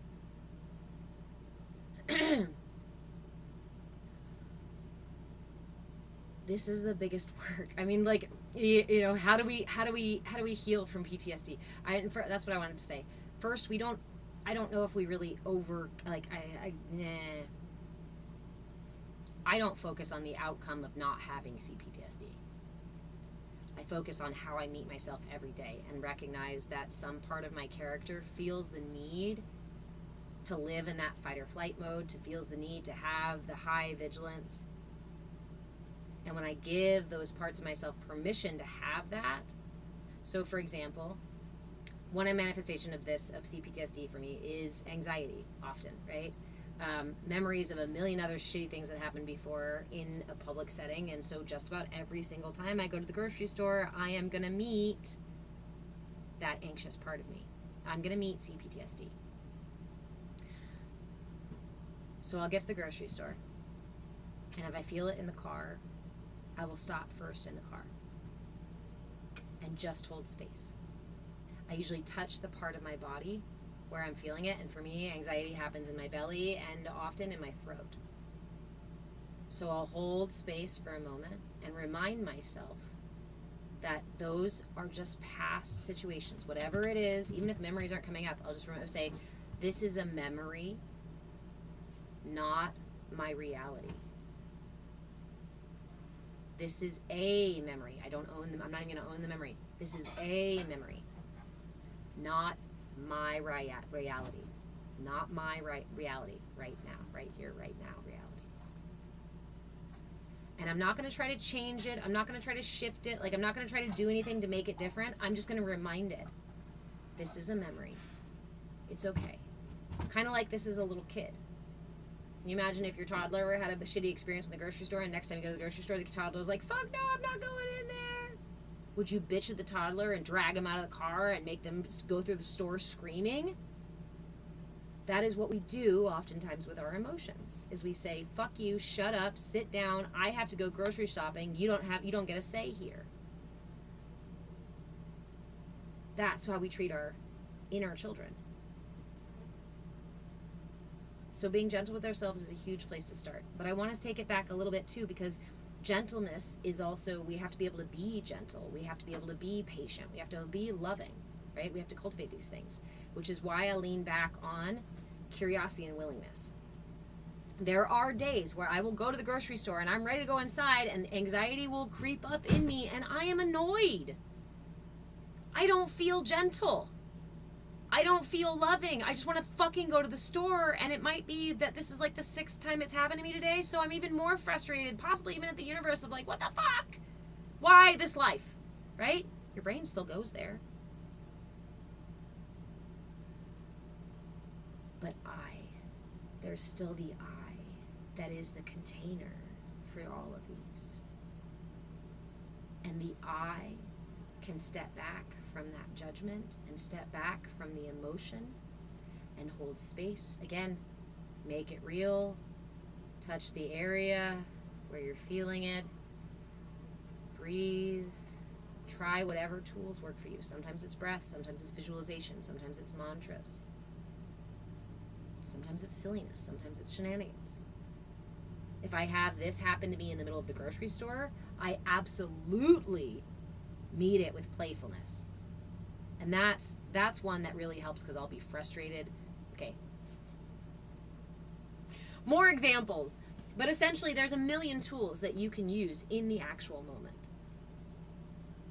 The grocery store is a big one for me, too. There's so many reasons why the grocery store is a huge trigger. Triggers are the places where we get to heal. Yes, absolutely. You are healing. You are able to heal because you were broken first. You're able to evolve because and become enlightened because you were ignorant first. You can't become enlightened. You can't become knowledgeable without being ignorant and unenlightened first. Your triggers are a gift. This is how you're set up for success. These are your road signs. These are the markers that say, here's an opportunity for growth. Here's an opportunity for healing. Here's an opportunity to meet yourself with compassion and grace, if you can muster it. If not, at least just be curious about what's coming up.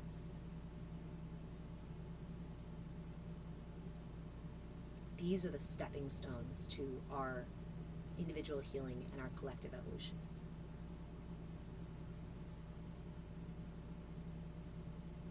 Then you make yourself laugh. That's right. Yeah. Mary, I've been isolating. You say you've been isolating so much this week and you hate it. So ask yourself. Grab out a journal and grab 2 pens and ask yourself, why are we isolating? Why are we here? Why do I hate this? Talk about that. Talk about that with your dominant hand.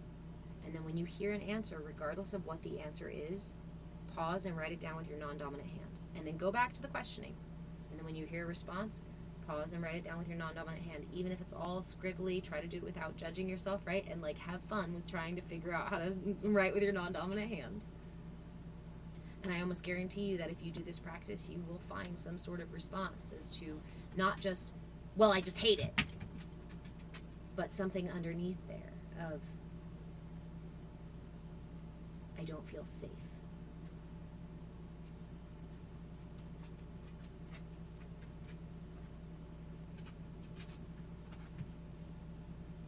I don't feel strong enough.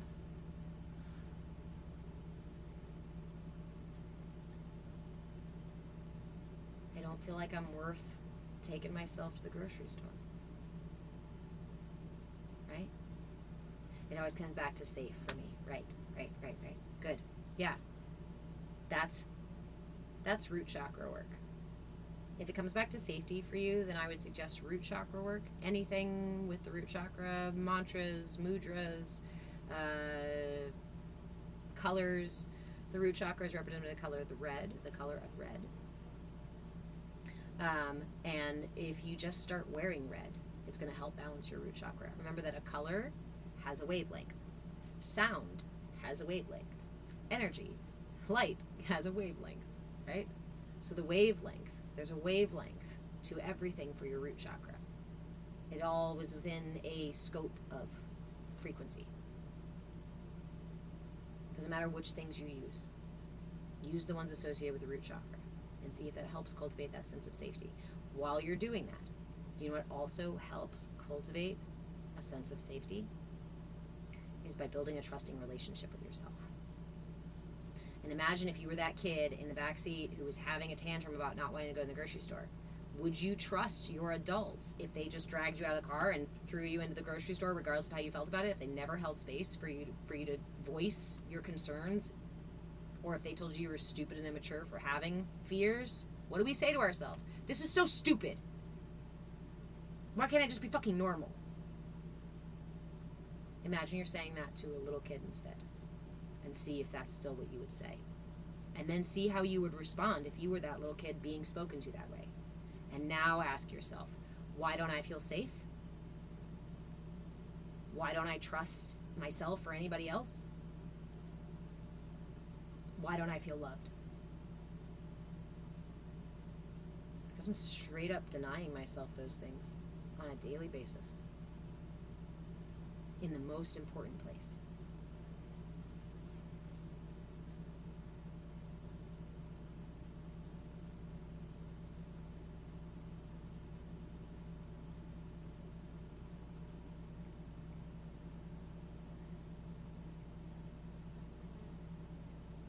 Oh, Vada, you showed Mary the sacral mudra, and it did insane things for her. Awesome. So there's a lot of mudras. Denying and abandoning myself. Christina. That weighed heavy on my heart just now. That hit the heart just now, because that's exactly what I was doing to me too. I was abandoning myself.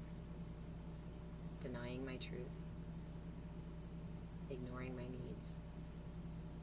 And then wondering why my system was unregulated. I wasn't regulating my system. So here is a mudra that can be used for the root chakra.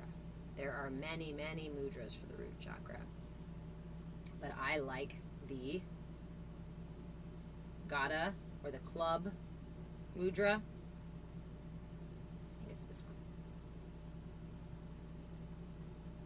So it's done like so. There's a couple ways to get into it. And again, there's a lot of mudras for the chakras. I'll give you a mantra as well. I actually prefer mantra. The mantra, for some reason, I'm really called to do mantra for the root chakra. There's a lot of different tools, but I'm going to give you a mudra right now, but then I'm going to give you a mantra as well. So, Sark, I'm really glad. That's the point, right? Is so we can practice cultivating that safety for ourselves, and we can practice cultivating it together. So, the Gata Mudra. Bring your palms together. Align your fingers. Which way do we want to go first? Drop your first two. Bring your thumb and index finger to create interlacing circles like so. See how I did that? Bring my palms together. Bring your palms together. And then cross to make interlacing circles with your pointer and your thumb. Drop the back two, fold the pinky and the ring finger, leaving your pointer fingers erect. Perfect. This is the Gata Mudra, or the club mace mudra. Hammer. So, this mudra, you can hold it. Sorry, I'm going to get situated while I'm holding my mudra. You can hold it here at your heart, but I would highly suggest you lower it down to your pubic bone or just rest it in your lap. You can literally put it on the pubic bone like this, or you can just rest it in the lap. The other way, you can also use it by placing the fingers, the tips of the fingers here, on the ground, like so. Like you place it on the ground in front of you. Cool mudra, right? This is the Gata Mudra. This is the mudra for your root chakra. Woof! Sorry, it just moved really quick.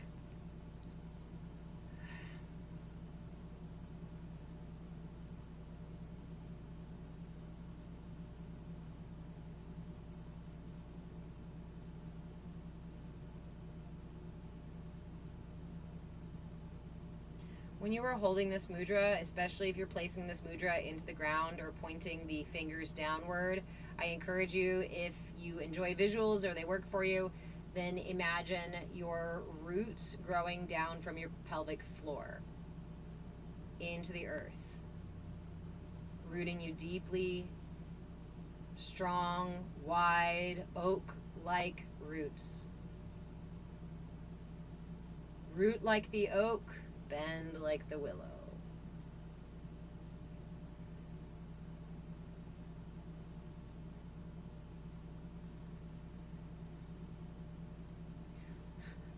I really like to work with the root chakra. Apparently my pirates are like, I've got a bunch of tools just like screaming out at me right now. So if I just throw a bunch of shit at you, I apologize. You should come into the Discord and hang out with us in there, because then I can write all this stuff down for you instead of just like saying it all rapid fire on a live. So this is our Gata Mudra. We're either resting it in our lap or pointing the fingers onto the earth. The Bij mantra or the seed mantra for there's a link in the bio. It's my link tree. I move with change on Linktree, and all of my links are there. It's a free link to join the Discord, or you can just send me a message directly. I can also send you a link directly too. If anybody wants to get in and get that link directly from me, just send me a message and I'll answer it after the live. So the Bij mantra, the seed mantra for the root, is Lam, L-A-M. And you say the word a lot like you're doing an Om, right? When you practice with an Om, you want to try to find the resonance in your throat, in your chest, in your mouth. You want to really open up your channels, right, to express that Om. So the Om is a big open sound. Lam, you want to get the same. See if you can get the throat open so that it resonates throughout your entire throat, chest, mouth. Lam.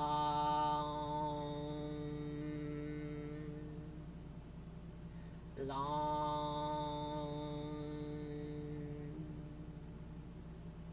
Lam.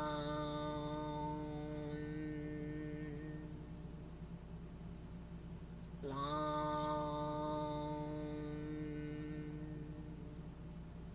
Lam.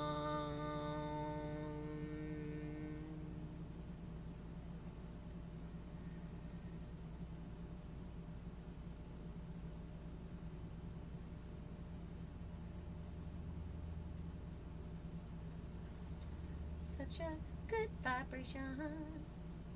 Such a sweet temptation.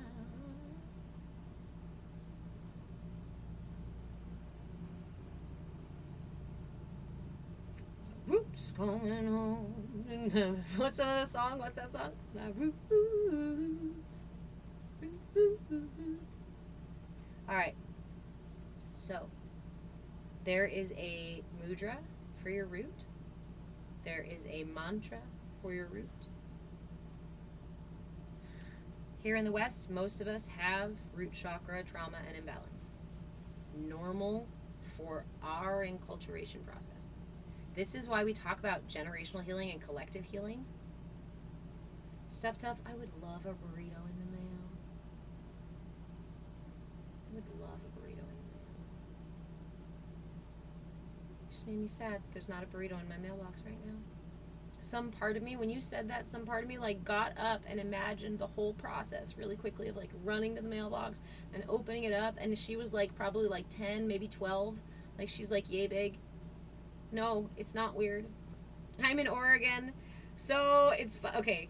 All right, story time. Secret about me. Secret about me. Not so secret about me. I have always had a really, really high metabolism. As a child, I would absolutely eat you out of house and home. Like I would eat everything in your house if you let me, and it didn't matter what. I would just process it all and still be hungry.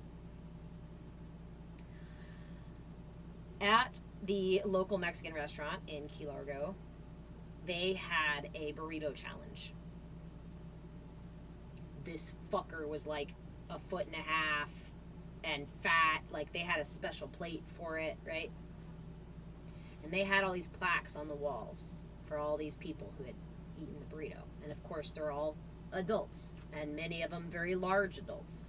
And I looked a lot like this when I was 12 and 13.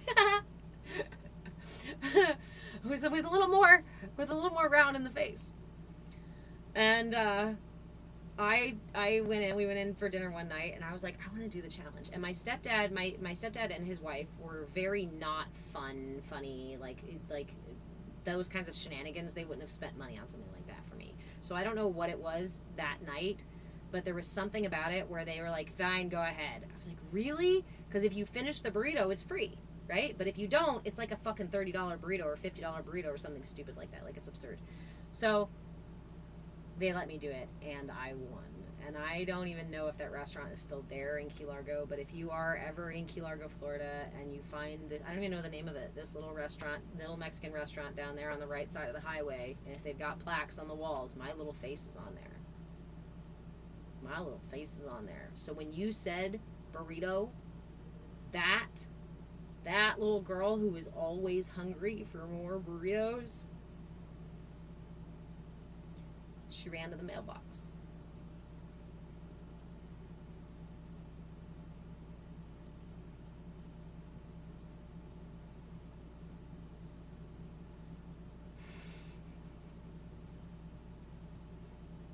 I also taught a head chef in a restaurant once when I was cooking in this restaurant how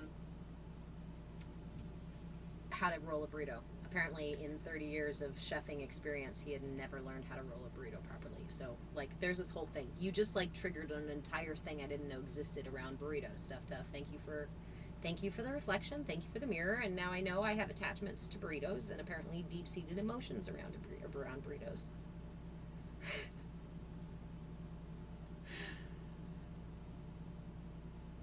Zark, yeah, he definitely did anchor the root chakra. So much energy buzzing up in the clouds, but without grounding, it becomes chaos. 100%. So a lot of times when we have these lower chakra traumas, Zark, and for anybody else dealing with this lower chakra stuff, it's really natural for our systems out of security, out of a need for safety. It'll pull the energy out of these lower chakras and up into the head. And a lot of times we can end up being very intellectual or even like intellectually spiritual people and whatnot, and even have like third eye and whatnot experiences, but it's not pulling the information down into understanding. It's an imperative part of our system. Our system doesn't just go up, our system doesn't just go down. It goes in both directions. And it's important to make sure that both flows are happening. So Keep working on the root. Even if you've got like some screaming big third eye and you're like, oh, I'm having all these spiritual experiences. I don't need to ground myself. No, you absolutely need to ground yourself. The more you're having up there, right?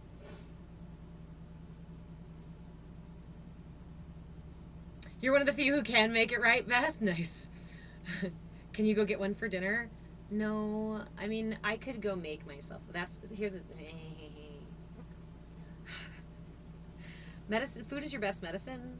And I also used to cook professionally, so probably one of the few, not one of the few, okay, one of the very big parts of judgment that still lives inside of me is judging other people's cooking. So I don't go out to eat very often. Because I like the convenience of somebody else cooking for me. I love, it's such a lovely thing. Of course I'd love to do that.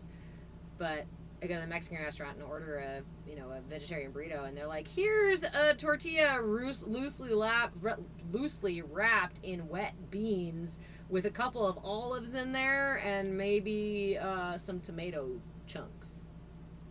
That's what you meant, right? There's no meat, so you don't need any food. And the one Mexican restaurant that's not two. We have two, and the other one just does this. Yeah, I don't know. I've become so picky about my food that it's really hard for me to go out to eat. So I can't. We do have one spot in town that makes some really delicious vegan and vegetarian food that I really, really love, but they're a little bit pricey, and we don't have it in our budget right this second to go. Not this second. But now you've got me on the burritos, so.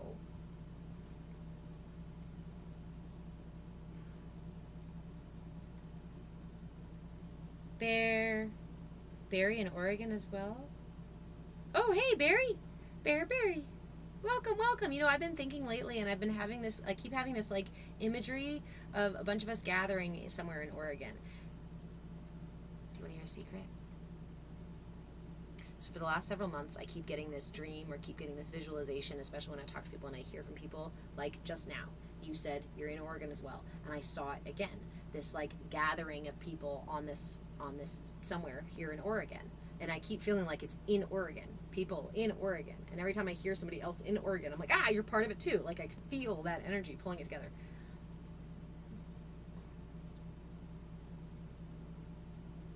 I just got a lead on a piece of property that would be able to actually maintain such a gathering, that would actually be able to sustain such a gathering and potentially sustain a community long term. And I'm just sitting in a place of gratitude and acceptance right now, instead of trying to create tension by trying to make it happen too fast or to create tension by trying to doubt it and look for other things. Nope, I am just holding space for the potential that is a very real thing that is on its way to us right now, that is manifesting right now. I do love myself a homemade burrito. Did you guys see my mushroom tacos I made the other week? If you're a foodie, watch my channel, because I occasionally post foodie food.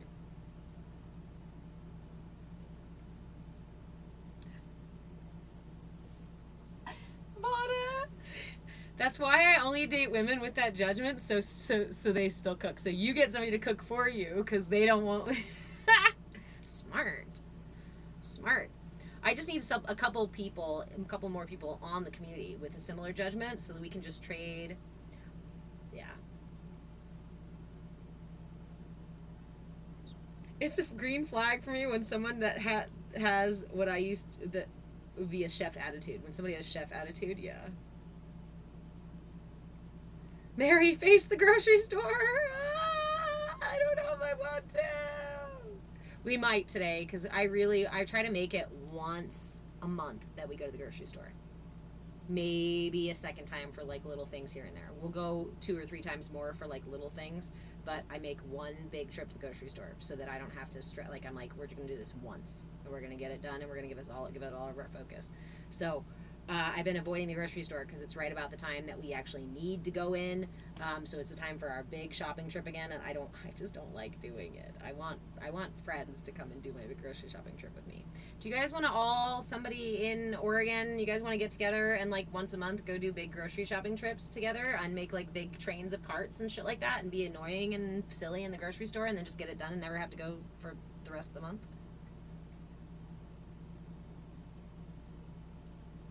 Stuff tough. You've been thinking lately that you're not important?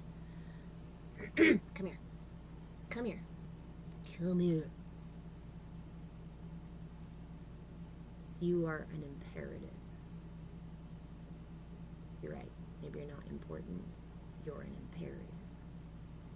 We need you here now to make this song happen. If you're not here, our puzzle is missing in a piece. And you know how frustrating it is when we get the whole puzzle done and there's that one beautiful stuff tough piece missing. And we're all going to look around and go, where did it go? It's not complete unless stuff tough is here. Okay? I'm talking to the ego part of you who is telling you that you're not important.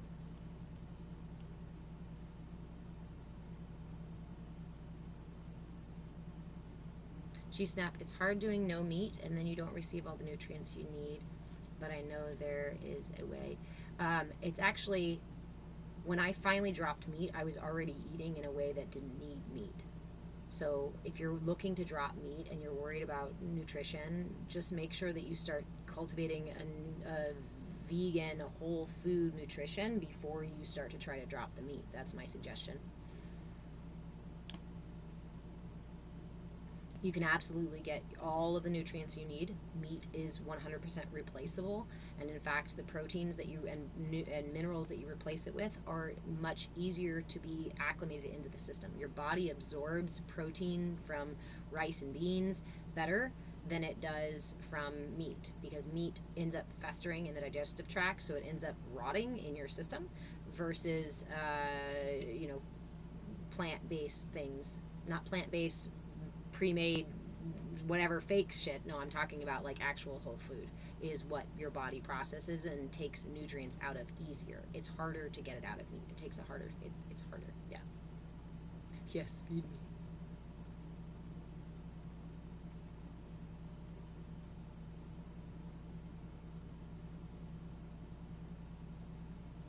No partner I could go with, but if y'all want to come out here and go to dinner with me tonight, I won't complain. I'll even wait and go like in the next couple of days if you guys need a couple of days to get your asses out here. Fuck it. If you guys come out here, we'll just cook. Ha! Then we'll have to go to the grocery store, right? Vada, move to Oregon with us. I've been trying to say. I've been trying. You just don't want the meat, never really have. Then if you're ready to let it go, let it go. You can absolutely get all your nutrients without animal meat.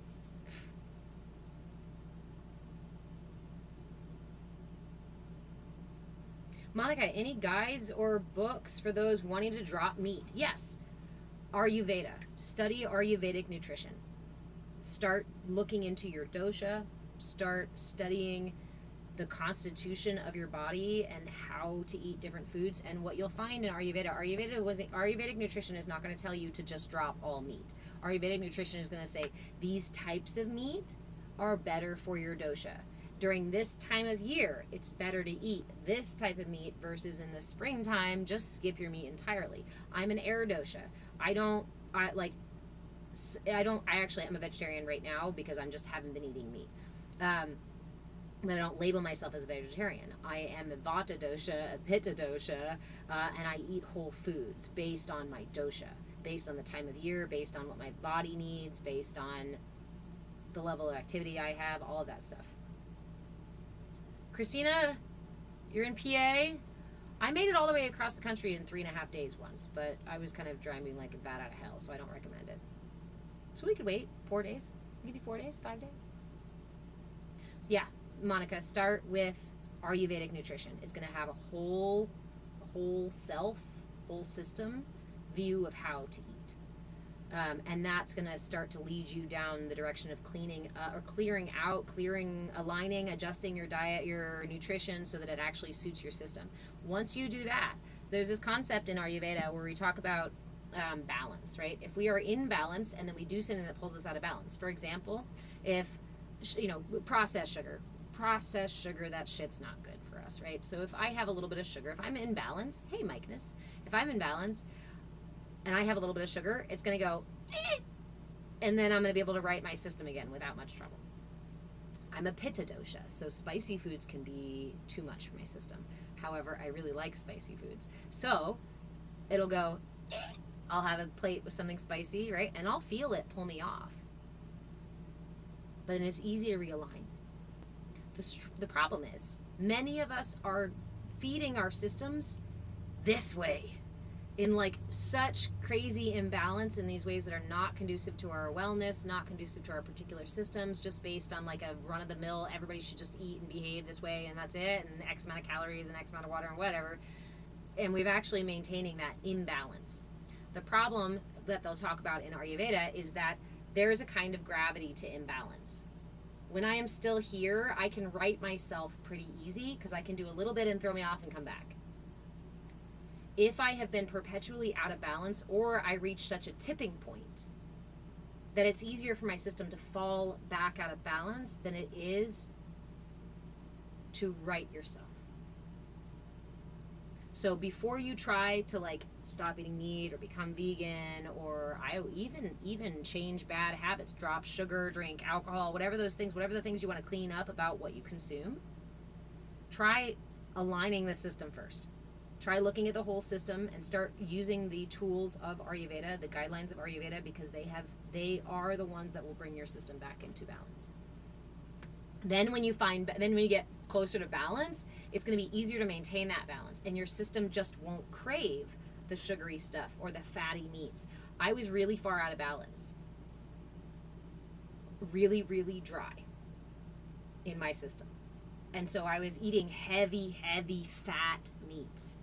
And again, high metabolism, fat. I mean, I would go and get like, pork belly and it's all just pork fat. And I would just cook myself little cubes of pork fat. I would drink bone broth with the fat on it. That was the part where I was like, I need the fat for my brain. Turns out my system was out of balance. When I brought it back into balance, nourished it some more. Mary, can we keep eating meat if we really like it? Yeah. It's all your choice. It's all about mindfulness. And I don't agree with people who say that if you eat this way, then you'll never reach enlightenment. This is your brand of enlightenment. This is your process. This is your alignment.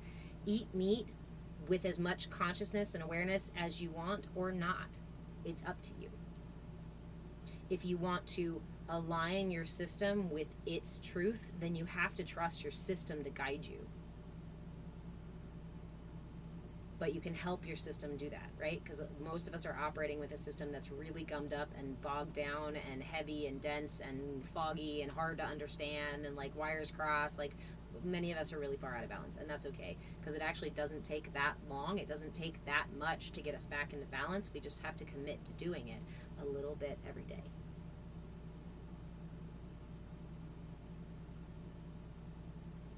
For me, some of the biggest issues with eating animal products is actually contributing to the structures of control that are bringing us out of balance. So for me, part of that too is like, actually, I don't want to contribute to the meat industry.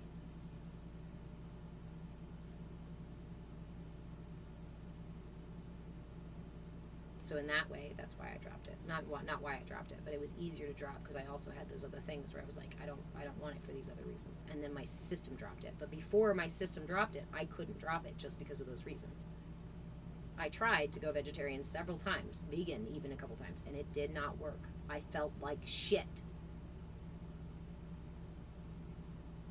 because I was out of balance. Vada, I feel imposter syndrome sometimes spiritually because of how dense I feel on the daily despite awareness. That's an interesting observation. My pirate said, Are you dense, or are you aware of the density of your matrix meat bag? Or are you acutely aware of the density of your present moment? That's what my pirate said. You felt like a shit vegan when you were loving light life? No, nope, nope, nope. I'm taking those words back. We are you know what? Oh, I can't delete the comment. I was gonna mute the comment, and I was like, no, then I'm gonna mute Vada. I don't want to mute you. Nothing is beyond repair. Your system is not so broken that you cannot find balance again. And oftentimes the things that pull us out of balance fall away naturally when we start to find balance again. The desires, the push and pull, the density, the addiction, the attachment, the longing, the pushing, the pulling, the fighting for energy and finite resources, all of that starts to fall away because the system starts to satisfy itself and no longer needs to grope for those finite energies. I know, and I want to argue with the ego part of yourself that says that that's true. Because that's an ego part of self. Sit with your higher self. Sit with your captain. Does your captain really think you are beyond repair?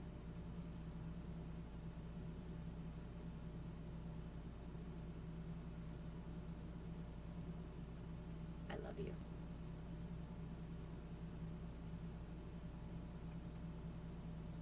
Nah, captain don't think that. That's right.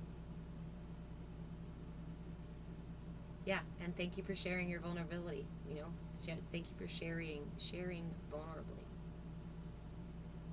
I have definitely felt that way.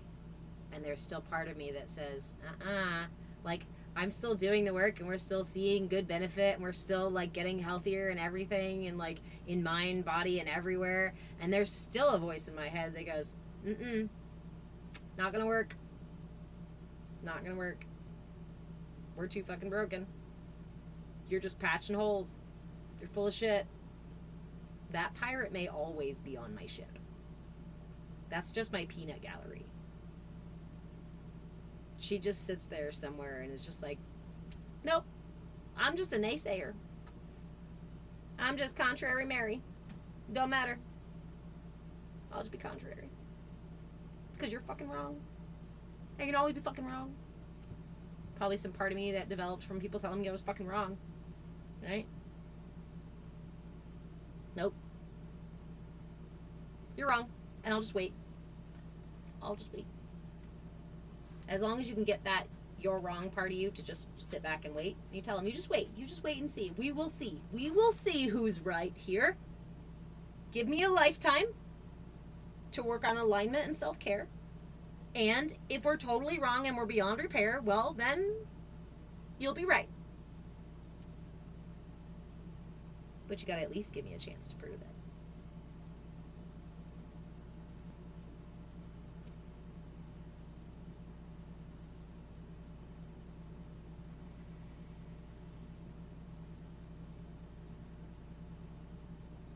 You wonder if the pain in the body, the physical discomfort will always be there.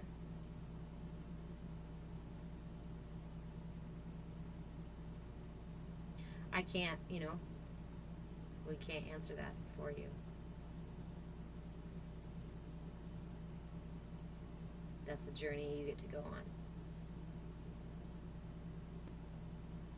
And maybe that's a discovery for you to make for yourself. That would probably be one of the most annoying things ever, right? That something that's big and huge that you deal with every day can't be solved by anybody else except for you. Fuck. I knew it! The one thing I really need help with is just for me.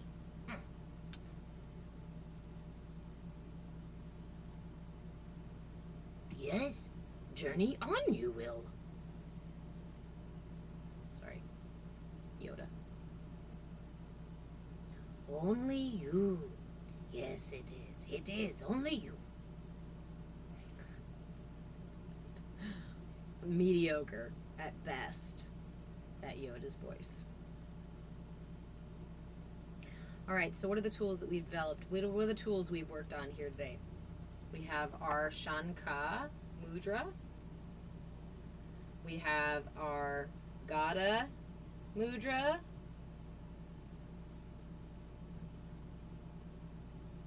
We have our mantra for the root chakra, Lam, L-A-M, Lam.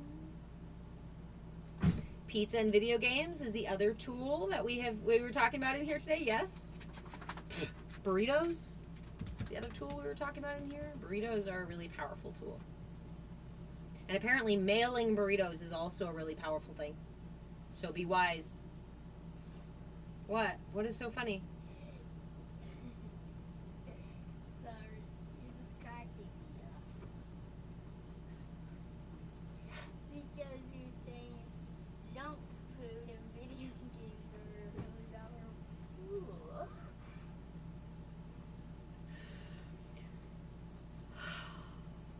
Mercy.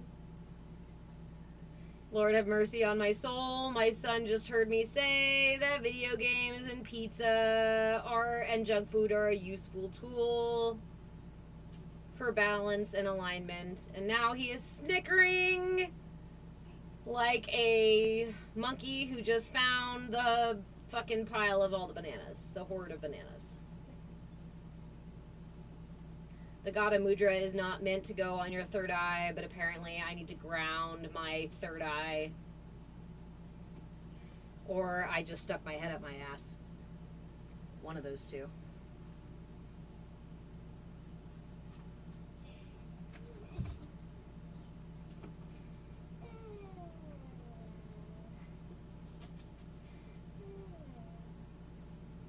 I just broke it. It's just broken now. It's all broken now.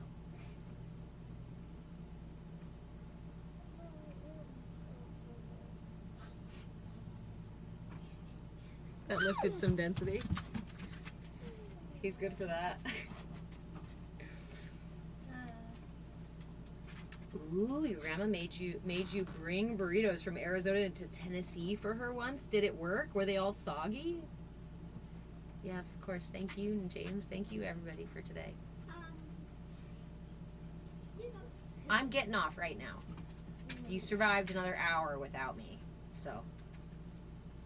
All right, my lovelies. Thank you all for another spectacular Bhakti Bites. Remember that I am live Monday, Wednesday, Friday, and Saturday. Monday, Wednesday, and Friday are Bhakti Bites classes. We do meditations. We work with mudras. Friday mornings, we do tiny yoga. Chair yoga. 30-minute gentle flow for everybody in every space. Feel free to explore my content. Feel free to leave comments. Feel free to ask questions. I do my best to respond often. But if you'd really like to dive deeper into this content with me and with other people who are on this journey for themselves too, then come and join us in the Discord. It's totally free to join. The link is in my link tree, is in my bio. Linktree, move with change. And from the link tree, you can get the free link in my bio. You can also grab a membership. What are memberships? There's a donation level of membership. There's a replay archive of class membership. There's a group coaching membership. There's a private coaching membership. And then there are upper levels of private coaching membership. Please feel free to explore them, to ask questions, to try it out. A lot of them have 7-day free trials. So if you want to try out some of the memberships, please feel free to do that. This is a space where we cultivate our authentic expression, our authentic experience. We are cultivating a safe space for everyone to show up just as they are in their authentic expression. And yeah, sometimes that's messy. Sometimes it gets really fucking weird. Sometimes it makes us nervous. But doing this together in a community where we can hold space for each other, offer reassurance, acceptance, and a clear mirror, the benefit from that is exponential. And in a world that relies on your feeling isolated, that relies on your ignorance about these tools, that relies on you staying unaware. The most radical and honestly the most beautiful and powerful thing that you can do is become familiar with yourself, is to connect with others and to set aside the habits of judgment and condemnation and instead do the radical thing. Meet people with curiosity and willingness, especially when it's hard, especially when it's something that comes up for you. If you need anything, feel free to always message me. We have an amazing community here, so I'm telling you, the best place to be is in the Discord. But if you feel like reaching out to me because you're not ready to join community or you're worried about joining a community, I'm happy to talk to you about it. It's a safe space. And to cultivate that safe space, we do it together. And that does mean sometimes things get sticky. And that does mean sometimes we have to stop, take a deep breath, and come back to it and learn to reapply our tools. This is the practice. Not perfection, not expectation, not judgment, not shame, not blame, not guilt. All that shit is old, dense energy that is dying out with the dinosaurs. It's going to become the oil for the future generations, right? The old, dense energy. Our fossils, the fossils of today, will be the energy of shame, guilt, blame.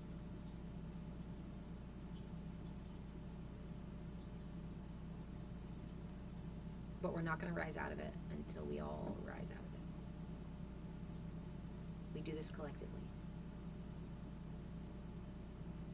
That's all I want, though, authentic gatherings. We say we want authentic gatherings, and then we get in the middle of authenticity, and we're like, whoa, wait a minute, this is really triggering for me to hold space for somebody else's authenticity. Yeah, isn't it exciting? When we shift our triggers, right, so that our triggers are opportunities for growth, then we're excited to be triggered. Ooh, yeah. Ooh, yeah. I know, me too. And recognize, right, gotta be prepared that triggers are gonna happen, and they're gonna happen even more when we're sorting out how to be authentic and hold space for each other and how to build on top of that rather than shut each other down. That's what I mean. It's like stretching the brain to think outside the box when the brain has always been inside the box. It feels radical. It feels like turning yourself inside out. It feels like reinventing something totally unimagined, and really, it was there the whole time. It's just connection. Ooh, good question, Steven. Ballpark figure to start community in like dollar amounts. It would be, it depends. Purchasing the land is probably the biggest dollar amount we'll deal with. But also there are other options of other workarounds with this particular piece of property. And I don't focus on the dollar amount or financial piece of it because that's not the only part of it, right? Yes, there will be land buying, but it doesn't have to be through a deposit and a bank account. And yes, there will be structure building, but it doesn't have to be through taking out loans. And yeah, there's a lot of ways that we can build this thing that aren't then locking us into the same system that we are trying to move our way out of. It is radical. It is different. It is a next evolution of what these things are going to be like. And it's going to be fun while we sort out how the fuck to make it happen, right? Faith, trust, and a lot of elbow grease, and a lot of willingness, a lot of fucking willingness to step over our own fears. I like the heavy and deep. Exactly. Curious, that's all. Yeah. Yeah, around here, properties range from, $20,000 to a couple $1 million. So it's hit or miss. It's really, yeah. But this particular property actually doesn't have a flat price tag on it like that, which is why I'm looking at it. I wouldn't be purchasing a property that was like, you have to put $10,000 down on this big of a loan, and you're going to have to be stuck into a 30-year thing, and I just won't do it because I don't want to participate in that system. Which is why I like Oregon, is because we have alternative systems already developing here. People already in the mindset of creating these alternative systems, so already engaging in them. All right, my lovelies. I love you so much. Thank you for another amazing session. If there's anything else, let me know. If you want to purchase things or support me, go to my link tree or send me a message and ask questions. I do have a little shop here on TikTok, but I don't even know how it works. And let me know if you guys have any questions about it, if you want merch and things like that. If you want to work directly with me, reach out. I am still offering coaching by donation sessions, but I've got them now in the Discord. So we're going to do them a little bit differently now. So if you want those, you'll have to join the Discord first. What's the other things? As you guys know, I teach these classes for free, so I always appreciate any kind of support that you guys offer, whether it be through a membership, whether it be through a one-time donation, or whether it be through just sharing my content. Again, all these platforms are actively hiding or lagging my content or taking it down and saying it violates things. So the more you guys interact with it, the more you share it, the more you comment and press all the buttons, not so I can make money. However, we're about to hit 10,000 people. I totally forgot. Today, we might have hit 10,000. We're almost at 10,000. We're less than 100 to 10,000. And once that happens, I can start monetizing the content in a way that is not you guys doing it. However, sharing the content, the goal here is to share the content, is to get the tools out there, is to share the mudras and the mantras and the meditations so that we can all start doing this work no matter where we're at, no matter how much we have in our bank account, no matter, where we're going. So close, so close. And we did it all in less than 2 years. 10,000, almost less than 2 years. And not a single follow train. I was like, I don't want to do a follow train. I want to see if we can do it for real. And I built this account based on sharing information, based on sharing content. Before I could go live, I was just making videos. If you guys go scroll back to last year, you're going to find mudras, mantras, meditations, all sorts of practices. I just wish I could organize them better for you on here. So, anyway, you guys are great. I'm going to go jump in the river. I'm going to go make a burrito. Probably not.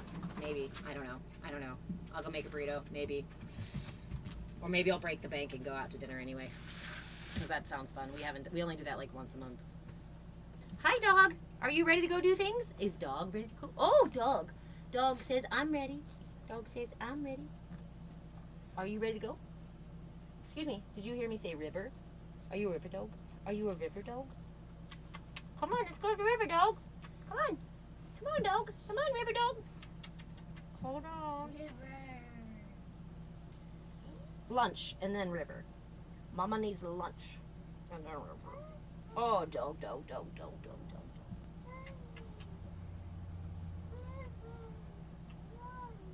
I'm trying to say goodbye to people, you know.